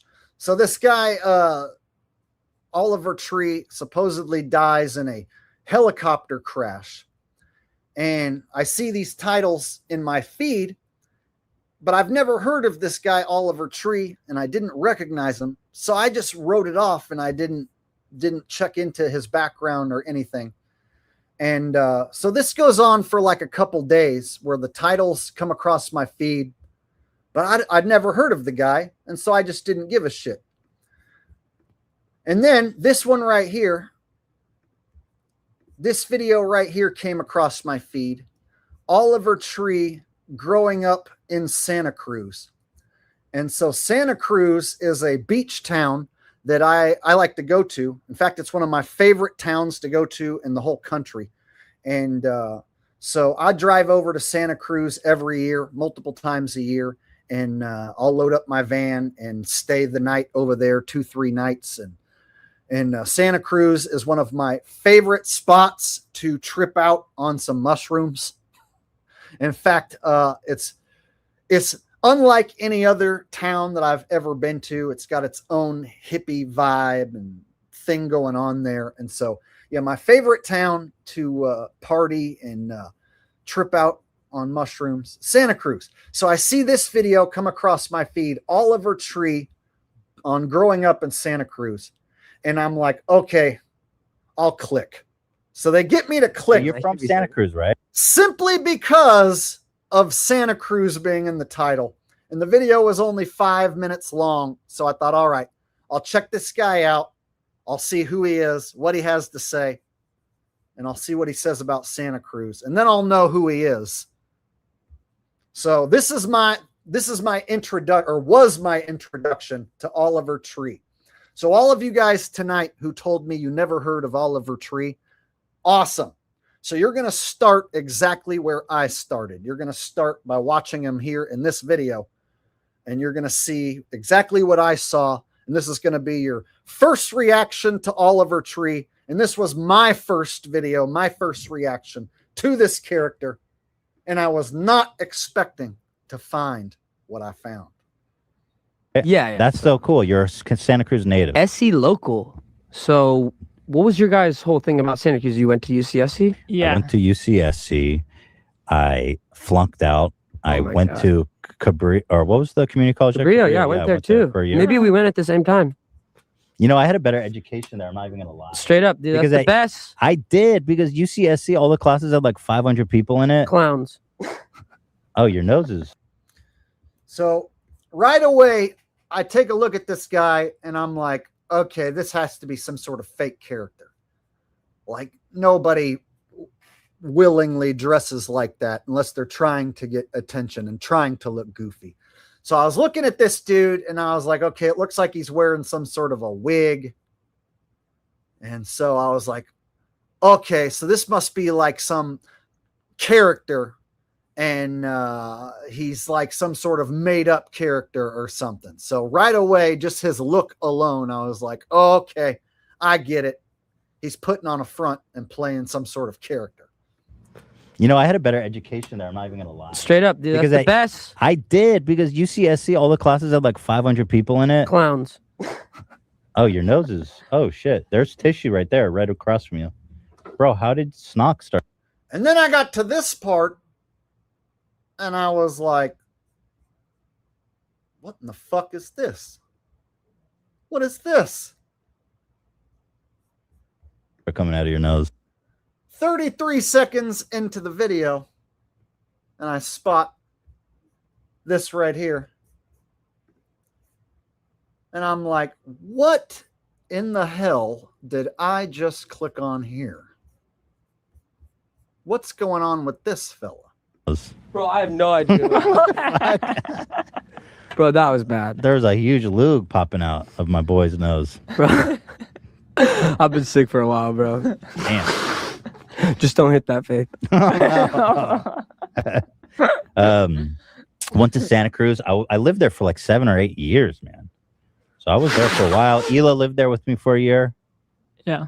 So I was curious, what was it like for you guys? So he's doing this thing where he's supposedly blowing his nose, and then he turned his head, and it looked like clear as day, like a bunch of latex, like he's wearing a mask or something.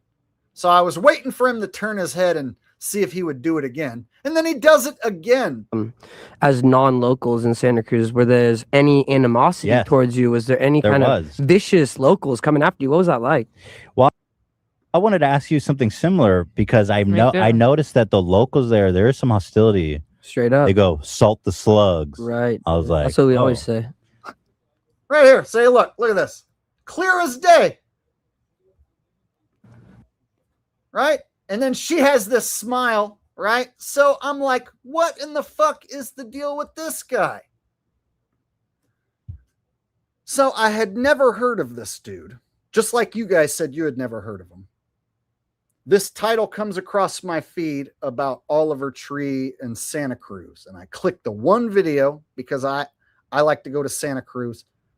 And so I'd heard that this guy died, didn't know who he was, never seen him do anything, didn't know anything about him. This is my introduction. And within 30 seconds, a minute, I'm finding that it looks like he's wearing a mask. So I did not expect to find this. And so right away, I'm like, what is the deal with this dude? Like looks like he's purposely showing off his mask, right? So I'm like, okay, it's like he's some sort of fake character and he's purposely showing off that he's wearing a mask. But then the co-hosts throughout the rest of this video, they don't say anything about him wearing a mask or anything. So did you hate the students there? What was your vibe with the students in the college? Basically, you're taught to hate them. Really? No. Okay.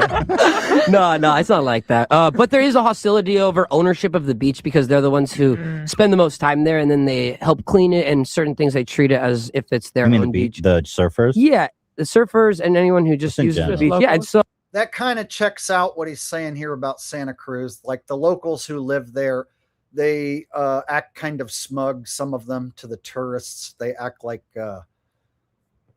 they're entitled because they live there, you know? And so, yeah, there is this thing between the locals and the tourists, but that happens in a lot of beach towns. So yeah, people who live in beach towns tend to get like territorial over their local beaches and stuff. And they act snooty and smug to the locals. So this part checks out. Oh, I think it stems with just frustration of having to share something that isn't even theirs. So I think they're like confused as far as taking ownership for something we all own, you know, and like we should all have access to the beach. Doesn't matter if you live over the hill. But at the end of the day, you know, there's just I think that comes with any beach town. There's a certain hostility with over the hill, valleys, the slugs. And so I'm here to just kind of stop that. At the end of the day, it's definitely there's a darker side to it that's pretty plagued in drug use. So then he talked about the dark side of Santa Cruz that's plagued in drug use. And it is my favorite place to party and trip out. And there is a little bit of seedy darkness associated with the city, or town, I should say. But there's also this really awesome hippie beach vibe that is unlike any other beach town that I've ever been to. So this all checks out what he's talking about. So I was more looking at his head, wondering like, what is the deal with this guy wearing a mask? And so I took to the comments section and I was like, let me see if anyone else is saying anything about the mask that this guy's wearing. And so all the comments are talking about the interview, or they're talking about, or if they're recent comments, they're saying rest in peace, Oliver. So the comments I notice are all just like talking about Santa Cruz, or they're praising Oliver, but nobody's talking about his mask. And it's like he purposely showed the back of his head and it looked like latex. And so I'm sitting here like trying to find comments to see if anyone else noticed the mask that I noticed. And I couldn't find anyone talking about it. Instead, everyone's talking about rest in peace, Oliver, or I love Santa Cruz, or Santa Cruz is my hometown, right? So lots of talk about Santa Cruz, lots of talk about Oliver passing away, but I couldn't find anybody mentioning the mask that he was, or the latex, what looked like latex on the back of his head, right?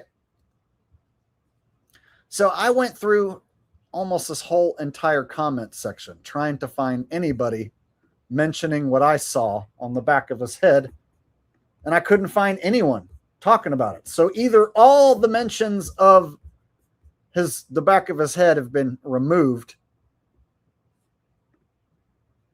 Straight up, dude. That's the best. I did, because UCSC, all the classes had like 500 people in it. Clowns. Oh, your nose is. Oh shit. There's tissue right there, right across from you. See? So the first one was super noticeable, and then the second one was also extra noticeable. Like one. I was like, that's what we always say. So he does it twice, and he makes it noticeable. And then I look in the comments section, and nobody's saying anything. So you guys, I didn't know who this dude was. I click on one video. I see what looks like latex on the back of his head. And I just so happen to be the one guy that talks about hyper-realistic masks the most on this platform. And I wasn't expecting to find this. So then suddenly I'm like, what is the deal with this dude? How come he just showed up in my feed? How come I never heard of this guy? And now all of a sudden he's up in my feed. First thing I find is this damn latex on the back of his head, or what looks like him wearing a mask or something. But nobody in the comments says anything about this. It's fucking weird, right? So then after I watched that one video, the YouTube algorithm started treating my feed as if Oliver Tree is my favorite subject. So then my feed was flooded with just Oliver Tree videos galore. And apparently this guy was way more famous than I ever knew. And you guys also said you have never heard of this guy. This guy has music videos with millions of views. This guy's done like late night performances on like Jimmy Kimmel and shit. Let me show you a few more. He was on like Logan Paul's show. So I started seeing all of these videos of him hit my feed. So this guy was a way bigger industry plant than I had ever imagined. So here he is with Logan Paul. Anyways, I've been severely hated for this thing. I feel like people hate you for so many other reasons as well. That's true. Same with you. Why is this happening? No one told you. No, bro. because I don't have a. So they aren't going to let you hang out with Logan Paul and get promoted by industry plant Logan Paul unless you are an industry plant, right? So when I found stuff like this, I was like, dang, this guy made his rounds and I never heard of this dude until he dies.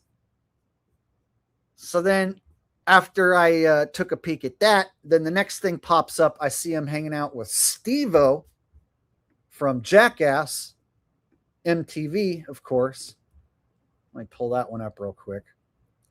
So just to show you guys, like, I find it really strange that you never heard of him and I never heard of him until he dies. But then when you go back and look, he's hung out with all these super famous people who are household names, right?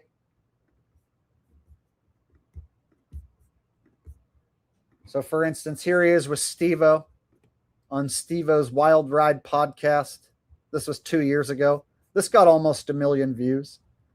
So if you're going to get to hang out and get promoted by Logan Paul and Steve-O, obviously you're going to be in the big evil club. So Steve-O ties back to Jackass. Jackass ties back to MTV. So I was sitting here staring at this character like, this guy looks sort of familiar. And if he's wearing a mask and a wig, then perhaps it's somebody underneath there who we might recognize or who we might know. So I started trying to think of who might be playing the role of this guy. Oh my gosh. You said no swearing. No, if it's at the very beginning. I was surprised a guy like you was saying no swearing. No. I know you're a YouTuber, so you got to keep. I was going to ask you, what did your friends and family think about when you basically became a YouTuber? Were they concerned about you? What were people in your world? What were they like? So I was looking at this dude, looking at his face, trying to think of like, God, it's like he kind of reminds me of somebody, but I can't quite put my finger on it. And it seems like, okay, they're purposely showing that this guy's like some made up character. They're purposely showing what looked like latex showing on the back of his head.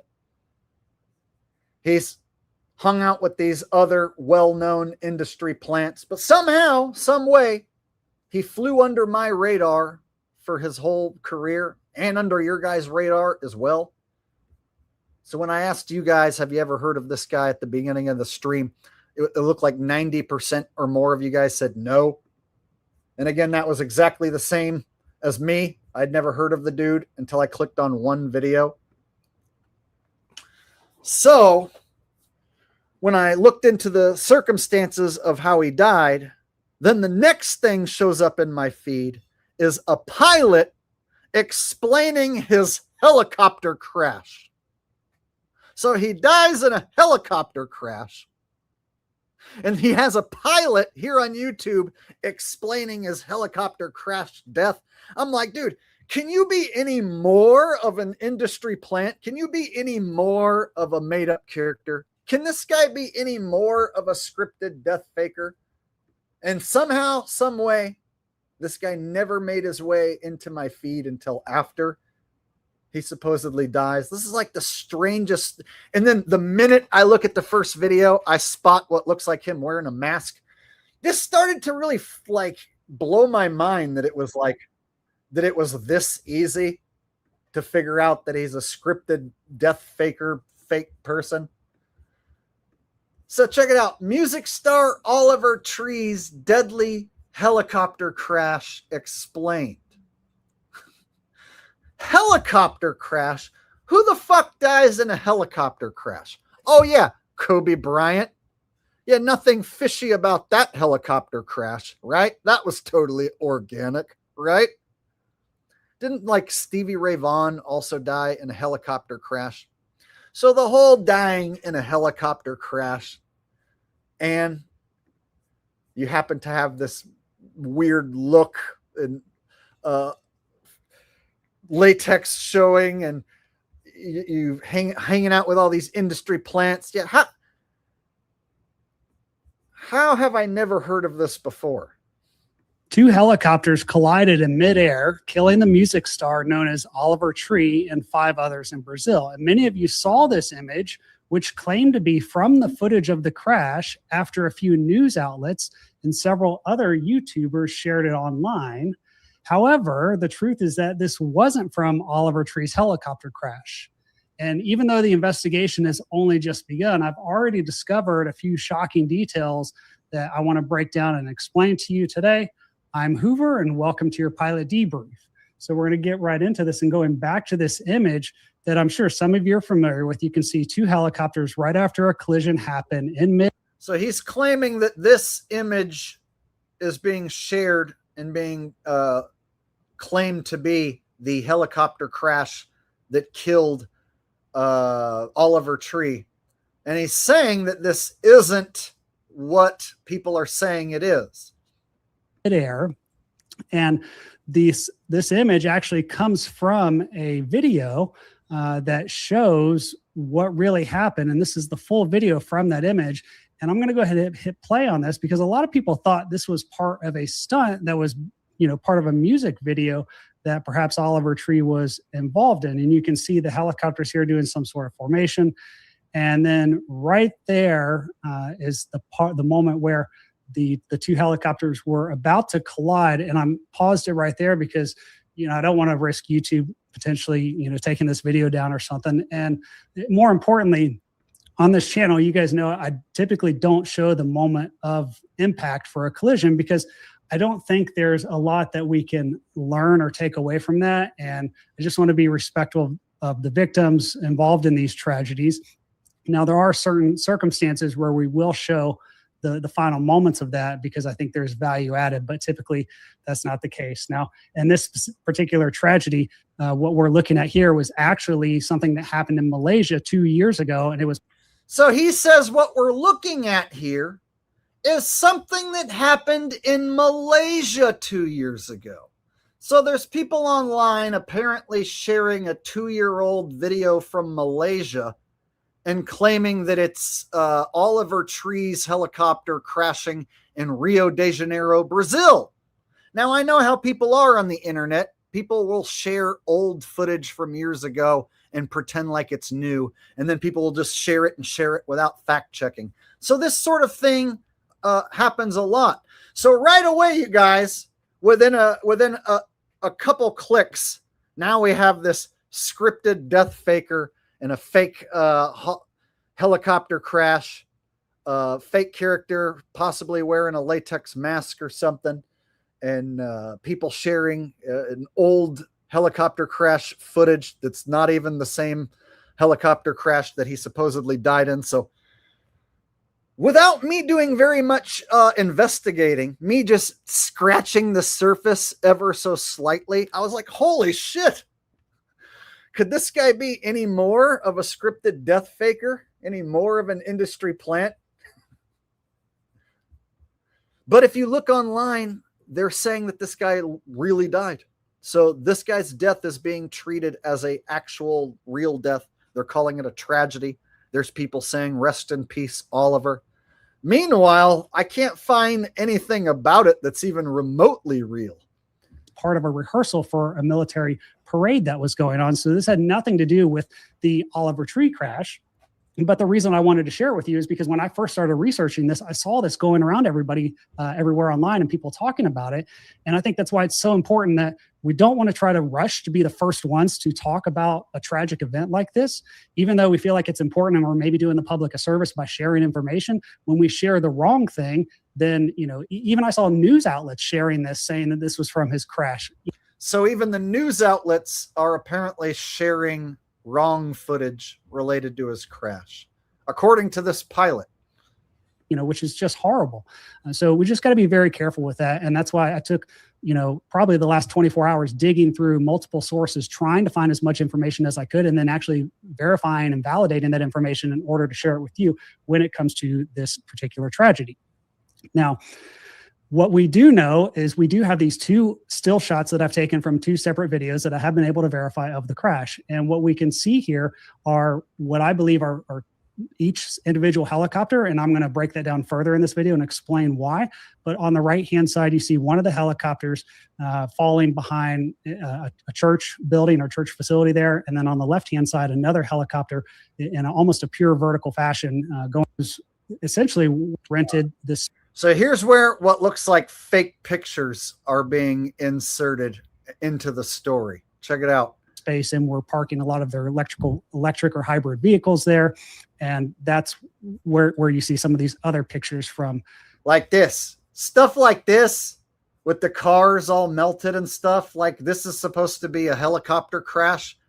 That's not, doesn't look like a helicopter crash site to me. This image shows essentially where one of the helicopters crashed. Yeah, I'm not buying that. See, this is where the story starts to get whack. Like they can't even show us a realistic helicopter crash site. And we're supposedly looking at old Malaysian footage that's being shared incorrectly online. And then you look at this shot, like, dude, this is like the type of stuff that you would see whenever one of the towns burns down, you know, Paradise Fires or Hawaiian fires. The vehicles would look like this, right? So now they're going to try and pass this off like, oh yeah, the helicopter crashed and it burned these cars up and turned them white. Yeah, right. No, that doesn't make sense. And we don't see much of it because it erupted into flames upon impact, very tragically, and there really wasn't much left of the wreckage of that helicopter itself. However, many of you have probably also seen this other image, and this shows the other helicopter that surprisingly was, you know, relatively intact, albeit inverted and crushed. Okay, so the first helicopter crashed and burnt up and disintegrated and burnt up all the cars, but the second helicopter crashed right here and is all completely intact. And look at these cars all lined up here. Like, what? Seriously? All these same type of cars?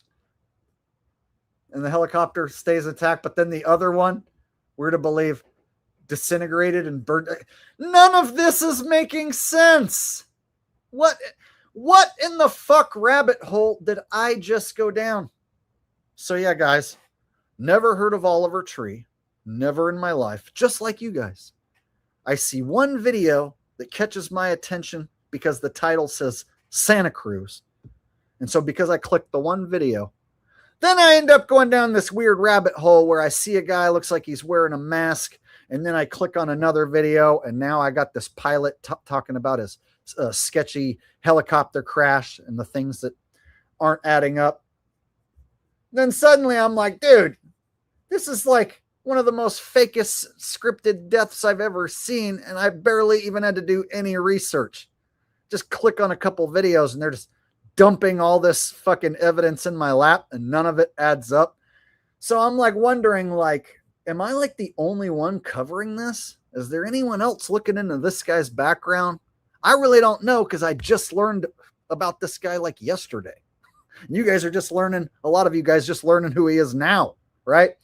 So yeah, this one is a very strange story, this Oliver Tree character. Share with you later on. Let's see here.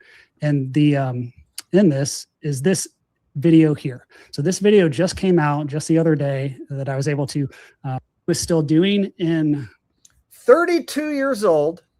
Geez, almost 33 years old. So just before he turns 33, he dies in a helicopter crash. Rose to fame in 2016. Best known for songs like Life Goes On and Miss You. 11 million monthly listeners on Spotify. Yeah. So yeah. That'll teach me to click on some shit in my home feed, huh?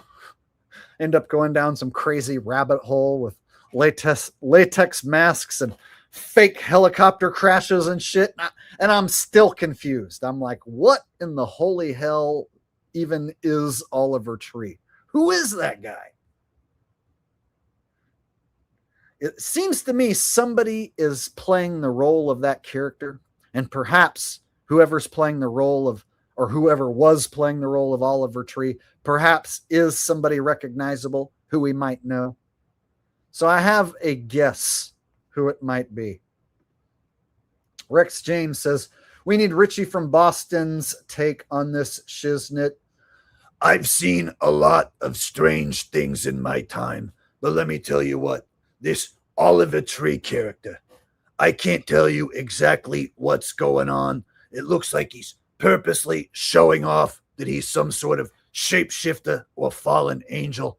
I'm going to have to go ask one of my good friends, fittest flat earther Tyler Hansen, what he thinks is going on. If anybody would know, if anybody could get to the bottom of it, it's going to be Tyler Hansen. So you're going to want to like, share, and subscribe. This is Richie from Boston. I'm out.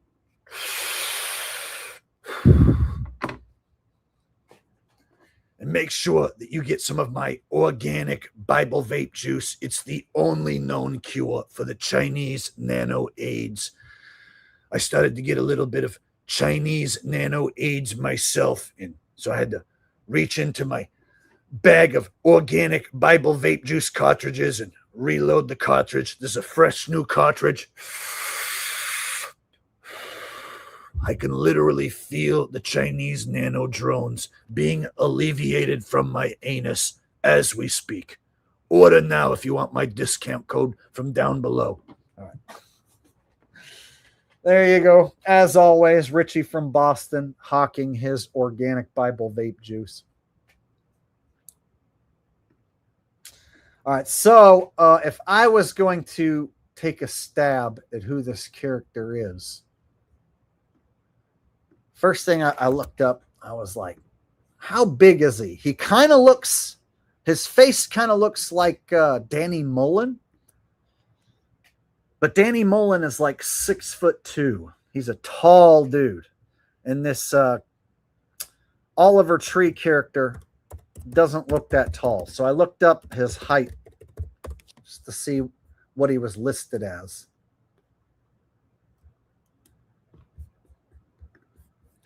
And I found that he's supposedly a shorter guy, listed as 5'7". And in this picture with him and Post Malone,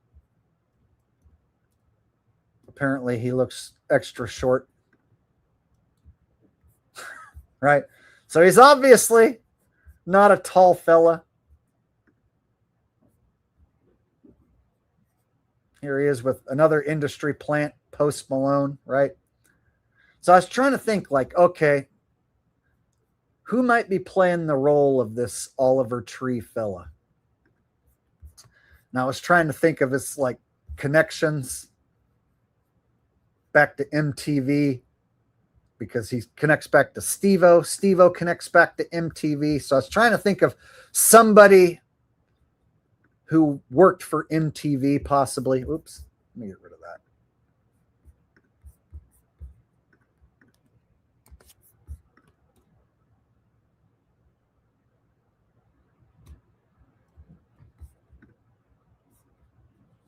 So there's something about his face that's recognizable. And I was trying to think of somebody around the exact same height and weight, body style, who could just put on a mask with some goofy haircut and then just pretend to be this character. So one possible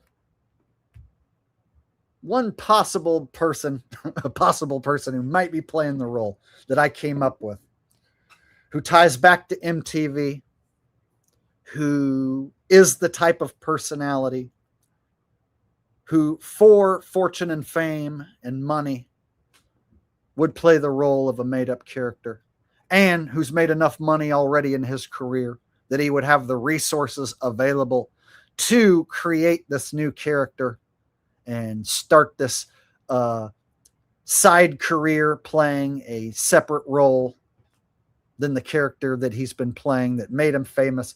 So I was trying to think who might be playing the role of Oliver Tree And the best I could come up with, if I was going to guess,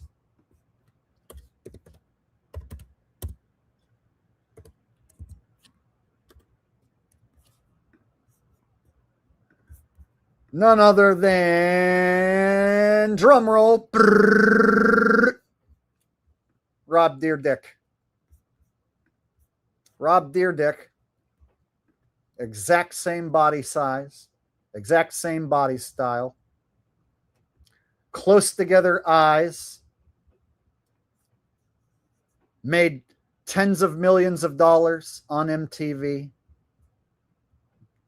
He has more than enough money to have the resources to get his hands on a hyper-realistic mask and create an alternative ego. He's a goofy guy who has no problem making a goof of himself. He has no problem being the butt of a joke, right? So if I was going to guess, that's who it is. Do I have any proof? No, I don't. It could also be played by multiple people.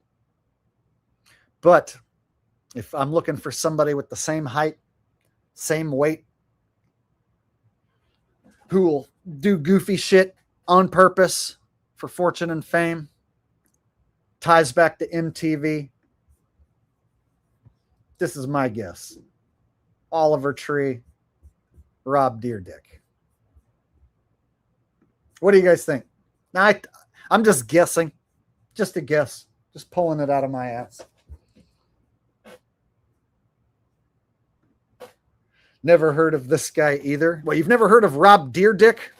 He was on MTV for like a shitload of years. Fantasy Factory or whatever. And Rob and Big. Right? Let me show you. This dude made a ton of money on MTV. Fantasy Factory. Right?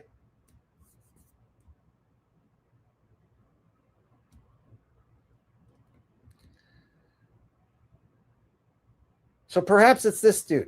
I don't know. Can't say for sure. One thing I can say for sure, though, is that the dude is obviously in the big club.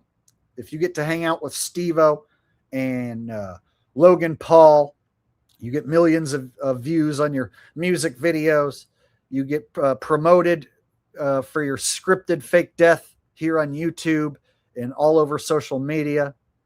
And then they got, you're the way you die is in a helicopter crash. I mean, I still don't know what the hell is the deal with that guy. So there you go. That's what I've learned so far about this character. So now you guys are caught up with as much as I know about him. So if you never heard about him and all that you've learned about him, you learned here tonight. Well, congrats. Now you know as much as I do. So maybe some of you guys have listened to his music or you knew who he was before he died. But yeah, I totally just found out about this character. Went down this weird rabbit hole and I found what looked like a hyper-realistic mask, fake helicopter crash death, possible Rob Deerdick playing the role. So anyway, in case he's made his way into your feed, now you know my thoughts. Well, yeah. Hey, if you guys enjoyed that, if you found any part of that entertaining, hook your boy up with a thumbs up. You never know what we're going to talk about here on Wacky, Wild, Wake 'em Up Wednesday. You know, the scripted news right now is there's not a lot of trending stories. It's very slow.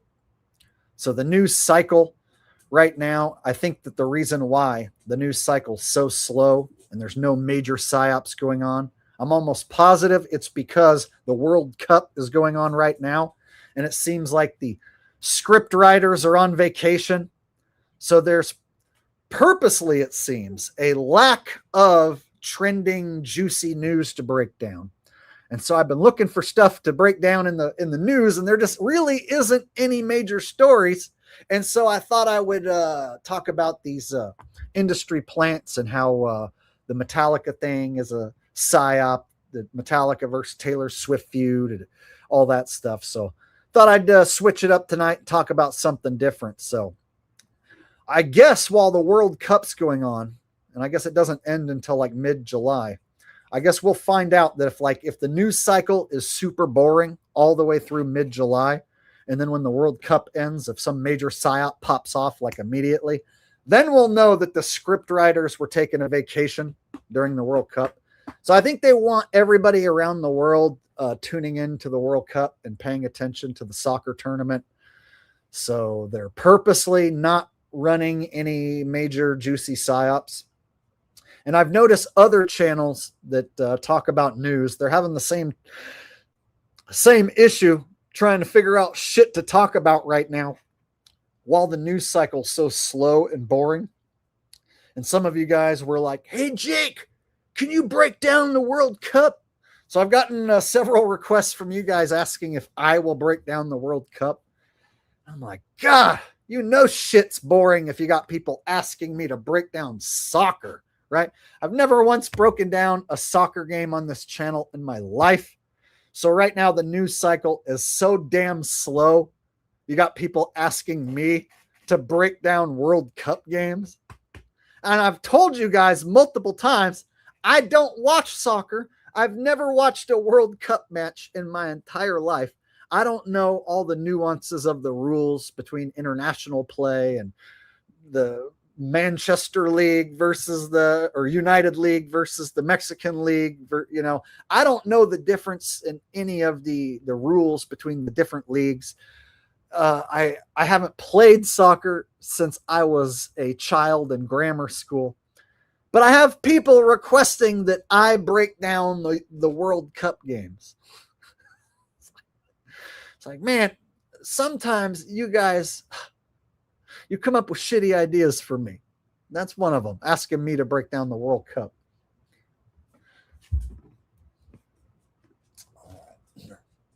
But yeah, I've come to the conclusion that right now the news is super slow. And the only thing that makes sense is that they want us paying attention to those boring ass soccer matches.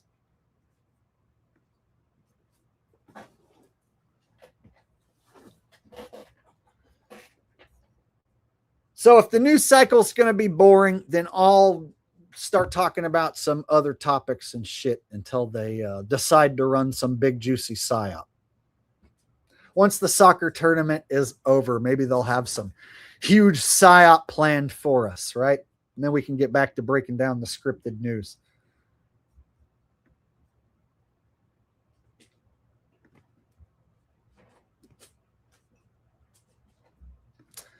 Steve Sleeve 1 says, he sounds like that gambling dude with all the tattoos who's so good at gambling he's banned from casinos. I think Mickey. Yeah, I know who you're talking about. Let me look up his name real quick. Banned gambler Mickey. Banned gambler Mickey.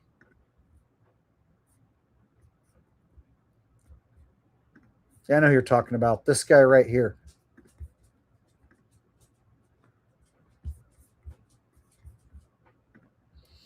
He's another guy that has that small body style, or I guess you could consider him a possibility. Yeah, this guy's definitely a plant. Supposedly so good at gambling that he is banned from all the casinos. Yet he's got the same calling card as the industry plants in the music industry. He's got the face tats, right?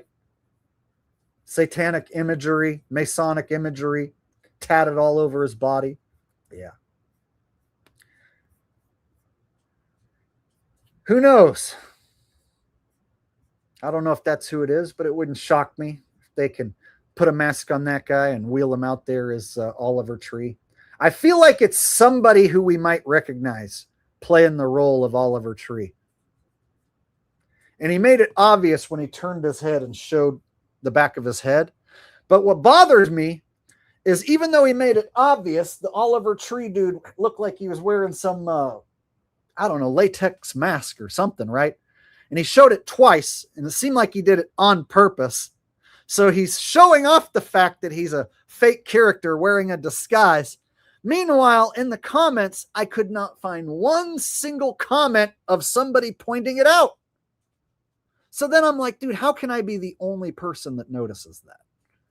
Out of all the people on the internet, like I'm the only one that spotted that? I'm the only one talking about it? So this whole thing has me scratching my head. I mean, it doesn't really matter because he's, you know, he doesn't, he's not really relevant. He's dead now. And, you know, doesn't matter one way or the other, I guess. But it's just strange that I click on one video and I find what looks like a hyper-realistic mask, which is something that I talk about on my channel regularly. And within seconds, I just so happen to spot a hyper-realistic mask or what seems like him wearing one, right? And then nobody else in the comment section notices. And he looks like he's showing it off on purpose. It's just weird. Can't quite put my finger on it, but the whole thing's just straight up weird. Suzette Ann with a very, very generous super chat. Wow. Thank you, Suzette. And she says, Oliver Tree was working on a documentary about Antarctica. He said there was an ice wall. Ooh, and then she's leaving a link. All right, let me pull that up right now.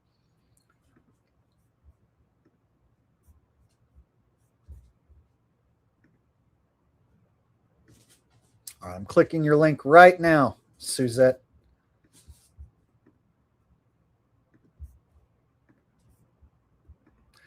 And here we go, guys. The rabbit hole gets deeper. Now we got Antarctica and a fucking ice wall documentary. You guys, so this made-up character and his scripted death, fake helicopter crash, and now here we are about to go further down this damn rabbit hole. Oliver Tree's helicopter crash wasn't an accident after clips of his Antarctica trip were posted on YouTube. To be clear, Oliver went to Antarctica to record his new album, Love You Madly, Hate You Badly. He went to capture the sound of Antarctica, the animals, the sound of glaciers. Artists do stuff like this all the time and incorporate it into their albums. He was there DJing, he wrote his album, he also filmed a documentary talking all about his album, the history of Antarctica, but also it was largely focused on aliens, the ice wall. He even mentioned the ice wall. So he went there for his album, blah, blah, blah, album, still shots, album, aliens, album. A nice bullshit backstory. Starting to think that Earth was flat and that the ice wall Earth was flat. All about his album, the history of Antarctica, but also it was largely focused on aliens, the ice wall. He even mentioned starting to think that Earth was flat. Starting to think that Earth was flat. So the guy that recently died in a helicopter crash also went to Antarctica and was starting to think that the Earth was flat. Oh, also aliens. And that the ice wall was the edge of the world. And then he even got into the entry point of Agartha, a mythical subterranean kingdom. And that the ice wall was the edge of the world. Yeah, that's bullshit. How can an ice wall be the edge? You can go to the ice wall, but then you'd be able to what? Then get up on top of it. And then if the ice keeps going, well, then obviously it's not the edge. So this whole ice wall being the edge, that's always been a psyop to discredit flat earthers. Like, oh, flat earthers think if you go to the ice wall, you'll fall off the edge. So that's just like disinfo that whenever someone talks about the subject flat earth, they like to plant all this bullshit that flat earthers don't actually believe in. And then this Agartha, you guys, my flat earth content goes back to 2016. And I don't have any recollection of anyone talking about the lost city of Agartha. So no real researcher talks about a lost city of Agartha because a real researcher would admit that there's no proof of such thing. So unless you personally have visited this place and you have video or pictures to show us, then you got nothing. And it's all just a bunch of speculation and hearsay. So there are no examples of me pushing like cities and worlds beyond the ice wall. I've always said, theoretically, there could be more land beyond the ice. There could be more places out there that are being hidden from us. But I've never named those places or shown you like a depiction of those places and tried to pass that off as real. So I've always went the other way and went after anybody and called them a shill if they do push any sort of unprovable bullshit and tie it into the flat earth. And a vacation destination for the global elites, all of which are conspiracies, but most seem to be Oliver just joking. When he said all of those are conspiracies, there's a difference between a conspiracy and bullshit, right? So bullshit conspiracy theories are different than actual conspiracies. There's the word conspire, when evil people conspire to do evil things, and they do. There's evil people that create evil plans and then they execute their evil plans. That does happen. So conspiracies are a thing. Evil men conspiring does happen. However, bullshit conspiracy theories that get purposely interjected to make people think that the conspiracies are all just crazy, right? So they want people to think any conspiracy that you hear about is all just crazy, flat earth, ice wall, alien, Bigfoot talk. So that's how they ruin the term conspiracy. So they add on this conspiracy theory bullshit bait, and then they feed that to the public. So then anyone talking about any actual conspiracies, any men actually conspiring, you get lumped in with this sort of bullshit. Around. There was even a clip of his parents showing concern over Oliver, wanting to bring him back home, obviously for humor. He filmed it at the end of 2023, but debuted in April 2026 as a part of his album release. If you want to watch the full documentary, Earthbound Man 5 posted the entire documentary to YouTube. You could probably watch it there before it gets taken. All right, so yeah, wonder what sort of a joke that documentary is going to be. You know, no real truth or anything trustworthy would be in that documentary, because the character obviously is a joke, some made up goofy ass character who's purposely got a goofy look in order to get your attention. And then the fact that he ties back to Logan Paul and Steve-O, it proves he's most definitely industry plant in the big evil club. And then the fact that like none of us have ever heard of him until he supposedly dies in a helicopter crash, which is a very shilly way to pass away, I might add. So yeah, there's nothing normal about that guy or his death or his career. In fact, everything about it appears to be fake, manufactured. And I can't quite put my finger on it, like what the whole purpose of it is. And thank you again for the very, very generous donation, Suzette Ann. And thanks for showing us that video as well. It fits into the subject perfectly. All right.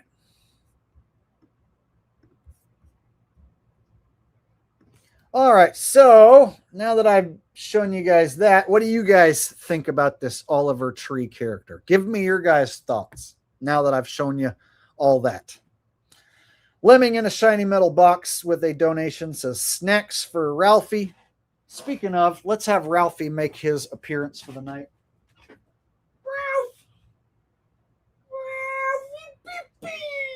There's the Pippi. There's Ralphie. There's Pippies. There's Pippi. Ralph's. Hi, Pippi, Ralph. You got a donation, Ralph, for Ralph snacks. Oh, thank you, Ralph. There's my beautiful beagle. cutest beagle in the whole world. My Ralphie Beagle Bear. Mwah.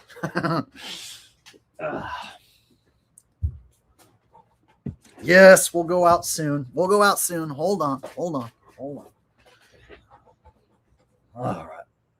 And I got one from Lint Away Duct Cleaning. Says, I totally forgot it was Wednesday. What's up, Jake? Well, dang, bro, you missed pretty much everything. So you're going to have to go back and watch the replay and catch up, because tonight's stream, I talked about Metallica having a scripted feud with Taylor Swift. And then there was this scripted industry plant death faker, Oliver Tree. And I just investigated his fake death a little bit and showed you guys all the crazy shit that doesn't add up about that guy and that situation. So yeah, man, you missed all the good stuff. But the good news is the replay is there for everyone to catch up on. Hey, if you guys like the stream tonight, if you're entertained, hook your boy up with a thumbs up. I would greatly appreciate it. And Lint Away Duct Cleaning, I want to thank you for supporting the show each week. So even though you're late, thank you for showing up here and sending a super chat. And Lint Away Duct Cleaning offers the best lint and duct cleaning services this side of the Mississippi. And no, he did not pay me to say that. Or did he?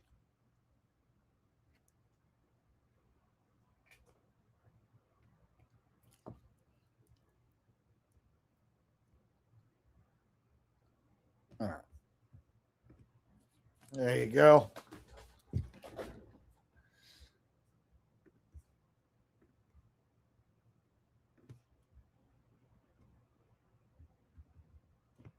He says, I'll definitely be watching replay. Thanks, Jake. Thanks, Lint Away Air Duct Cleaning.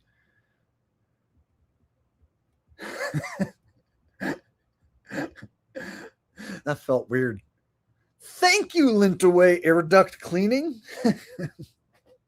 I appreciate that. I'm glad you enjoyed it.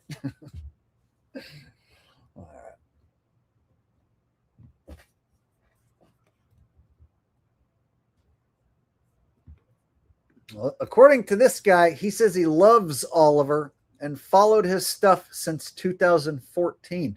You guys, we got an Oliver fanboy in the house. Fanboy alert! Whoop, whoop. I love Oliver Tree. I've been following him since 2014. We used to hang out together at UC Santa Cruz. He totally wasn't wearing a mask, bro. And he totally died for real, dude. He's not a scripted death faker. He's totally legit. I love him. Right? Is that going to be your story? That he is for real dead and it's really sad and really a tragedy? Is that what we're going to go with here? Mr. Oliver Lover?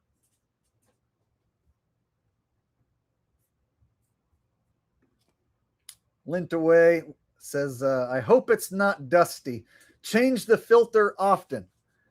The one above my head is starting to get a little bit brownish looking. So yeah, I'm going to have to get up there and dust that sumbitch off. Thanks for reminding me, sir. You know what? You're kind of like the Wilford Brimley of the lint cleaning world, though. So Wilford Brimley used to do these commercials, and he would do diabetes commercials, and he would say, "Hi, I'm Wilford Brimley from the American Diabetes Association. You need to check your blood sugar, and you need to check it often." Right? So he would remind people to check their blood sugar. So you're like the Wilford Brimley of duct cleaning, reminding us to change the filter. Need to check your filter. You need to change that filter as often as possible.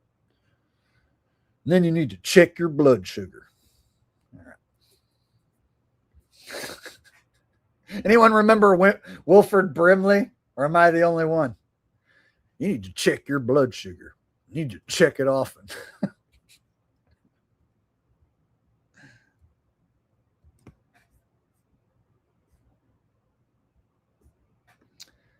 So this guy says that Oliver Tree wore a mask a lot. What's the contention? Well, then who is it really underneath there? And then helicopter crash death. And then the pilot showed us some pictures that looked fake. So, yeah, his helicopter crash death, I'm not really buying it. So he seems like a made-up character, and his death seems fake and scripted. And then on top of it, let me show you his birthday. He's even got a Masonic birthday. Check it out. June 29, 1993. You flip the nines, you got sixes, right? So it's like 29993. You flip the nines, you got a 666 and a 2 and a 3, 233s, 666, right? So there's this, and then he dies in 2026. 32 years old. I don't know. Just like the born and died and the age. No way I'm believing that guy's actually dead.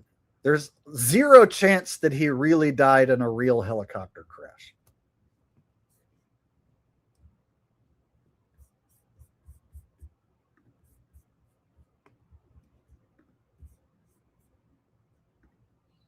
Are you going to say that I'm reaching? No, bro. You believing that guy actually died and it's sad and a tragedy, that's reaching. But that's cool. He says, okay, so you think he didn't die because of his birth date?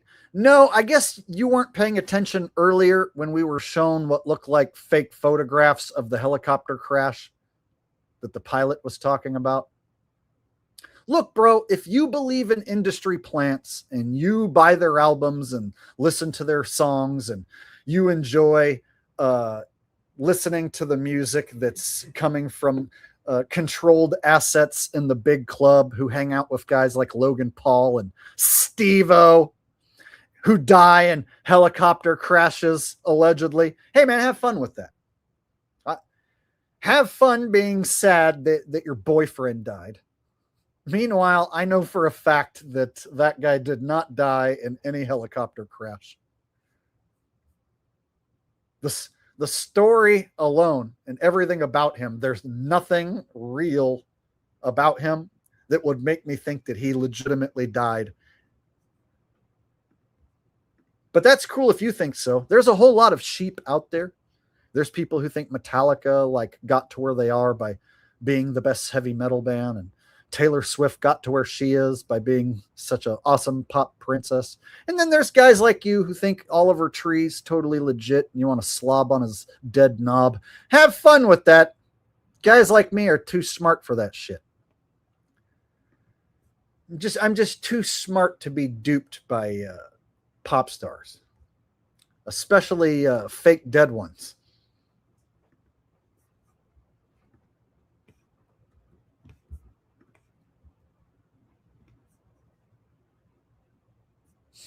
Rickodemus says, liking his music explains your retardedness.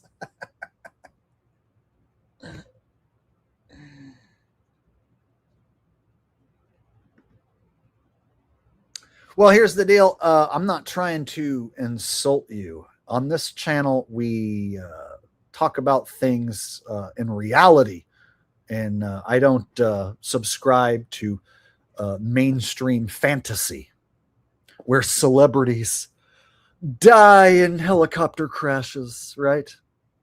Like Kobe Bryant and Stevie Ray Vaughan.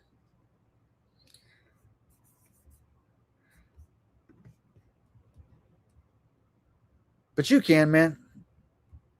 You can be sad that your industry plant boyfriend died.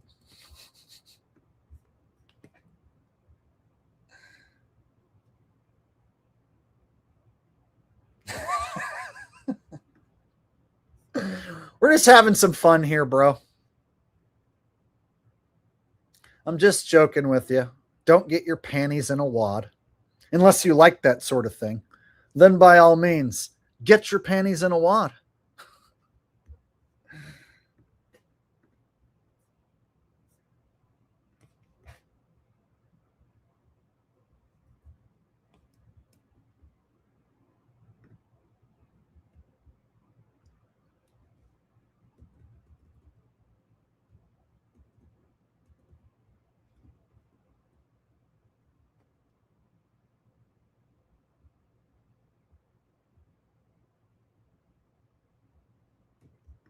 I'm losing a sub of 10 years off this one, buddy. Ouch. I guess I really blew it then. I lost a sub who likes Oliver Tree and thinks he's a real dude who died in a real helicopter crash. This Oliver Tree fan has been following me for 10 plus years, and I made a joke how he slobs on Oliver Tree's dead knob, and now I lost one of my most loyal supporters. The thing is, I've never ever once read any of your... I would recognize your profile name and your profile picture, so I guess this is the first time you've ever commented, because I don't recognize you at all on this channel. So I guess you're one of those longtime supporters of mine, and this is the first night that you ever commented. And I guess you chose to comment for the first time ever because I don't think that Oliver Tree is dead. You wanted to speak up and let me know how much you like him. And interesting. Oh, that's incorrect too? I guess I got it all incorrect.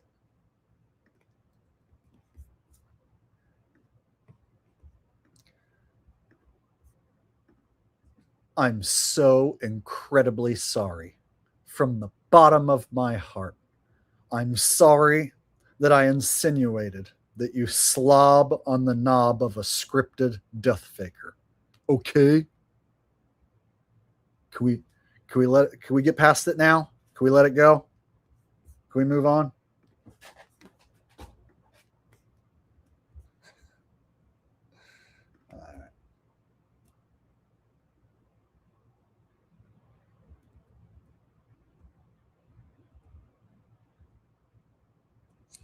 Yeah, see, none of my mods recognize you either. If a few of my mods were like, no, dude, this guy's here every week. None of them recognize you either.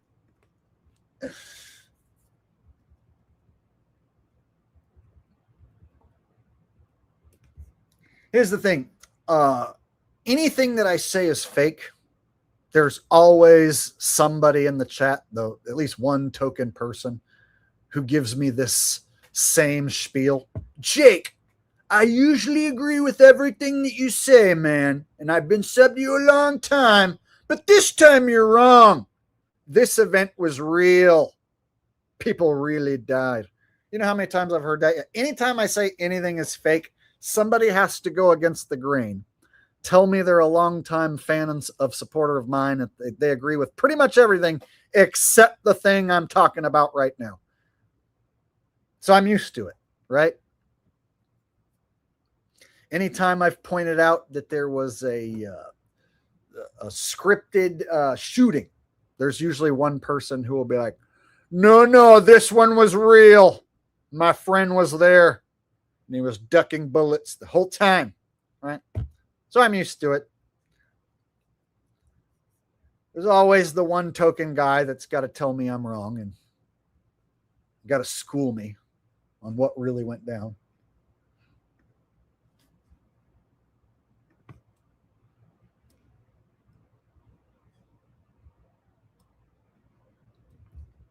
Lintaway says, Jake, where is your AC unit? Directly above my head.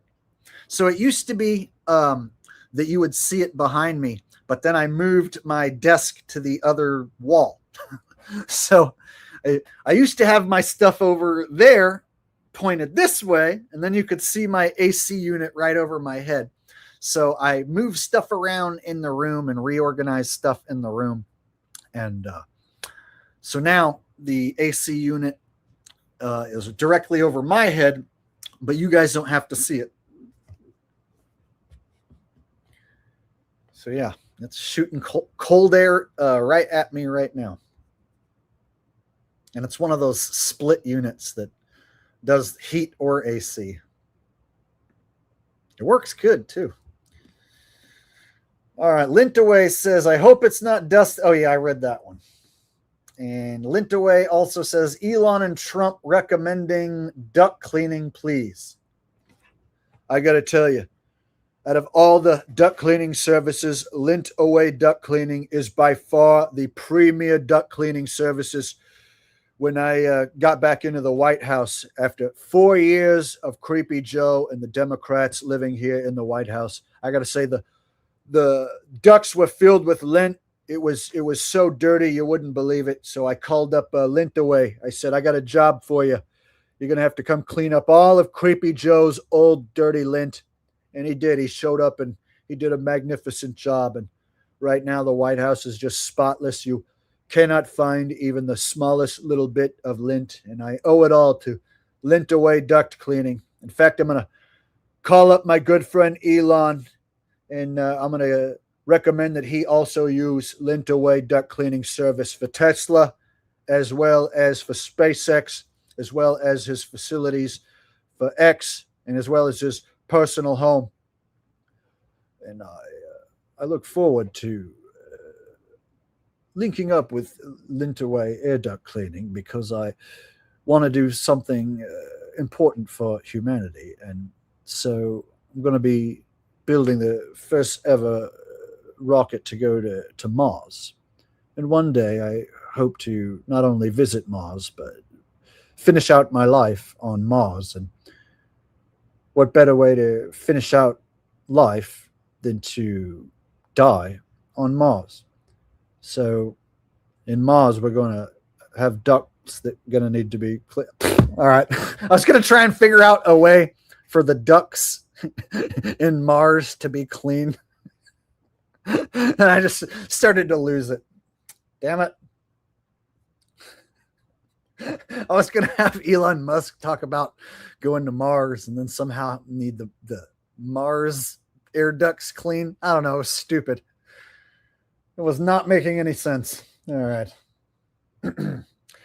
All right. We're getting close to 3 hours, and I'm starting to get a little tired and hungry. And I think Ralphie wants to go out, so I should probably wrap it up here soon. We've had a pretty good stream tonight. We had a nice crowd here earlier, and several donations come in. And so perhaps I should go out on a winning note and wrap up the stream here tonight.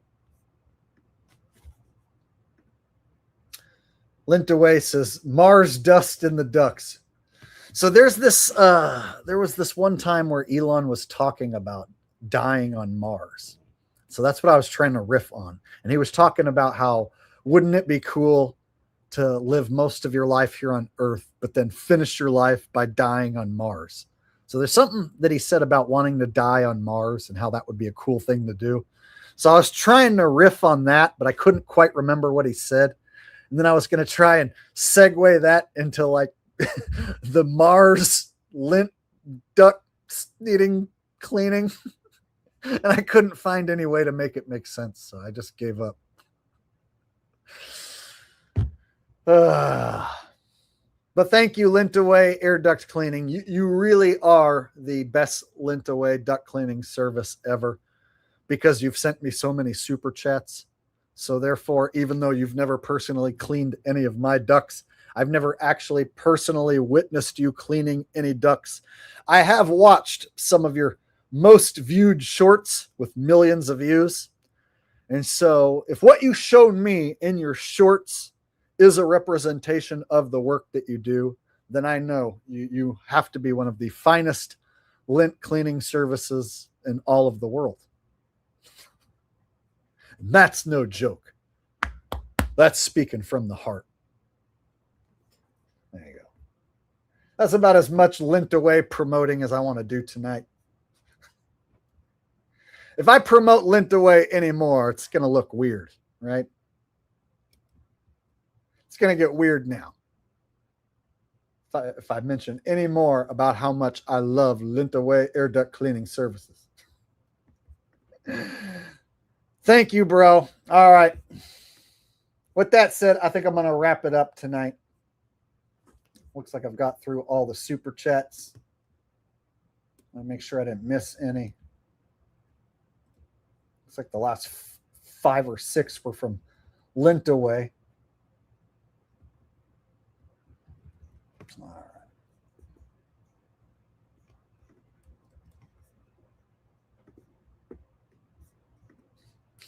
right. He says, more.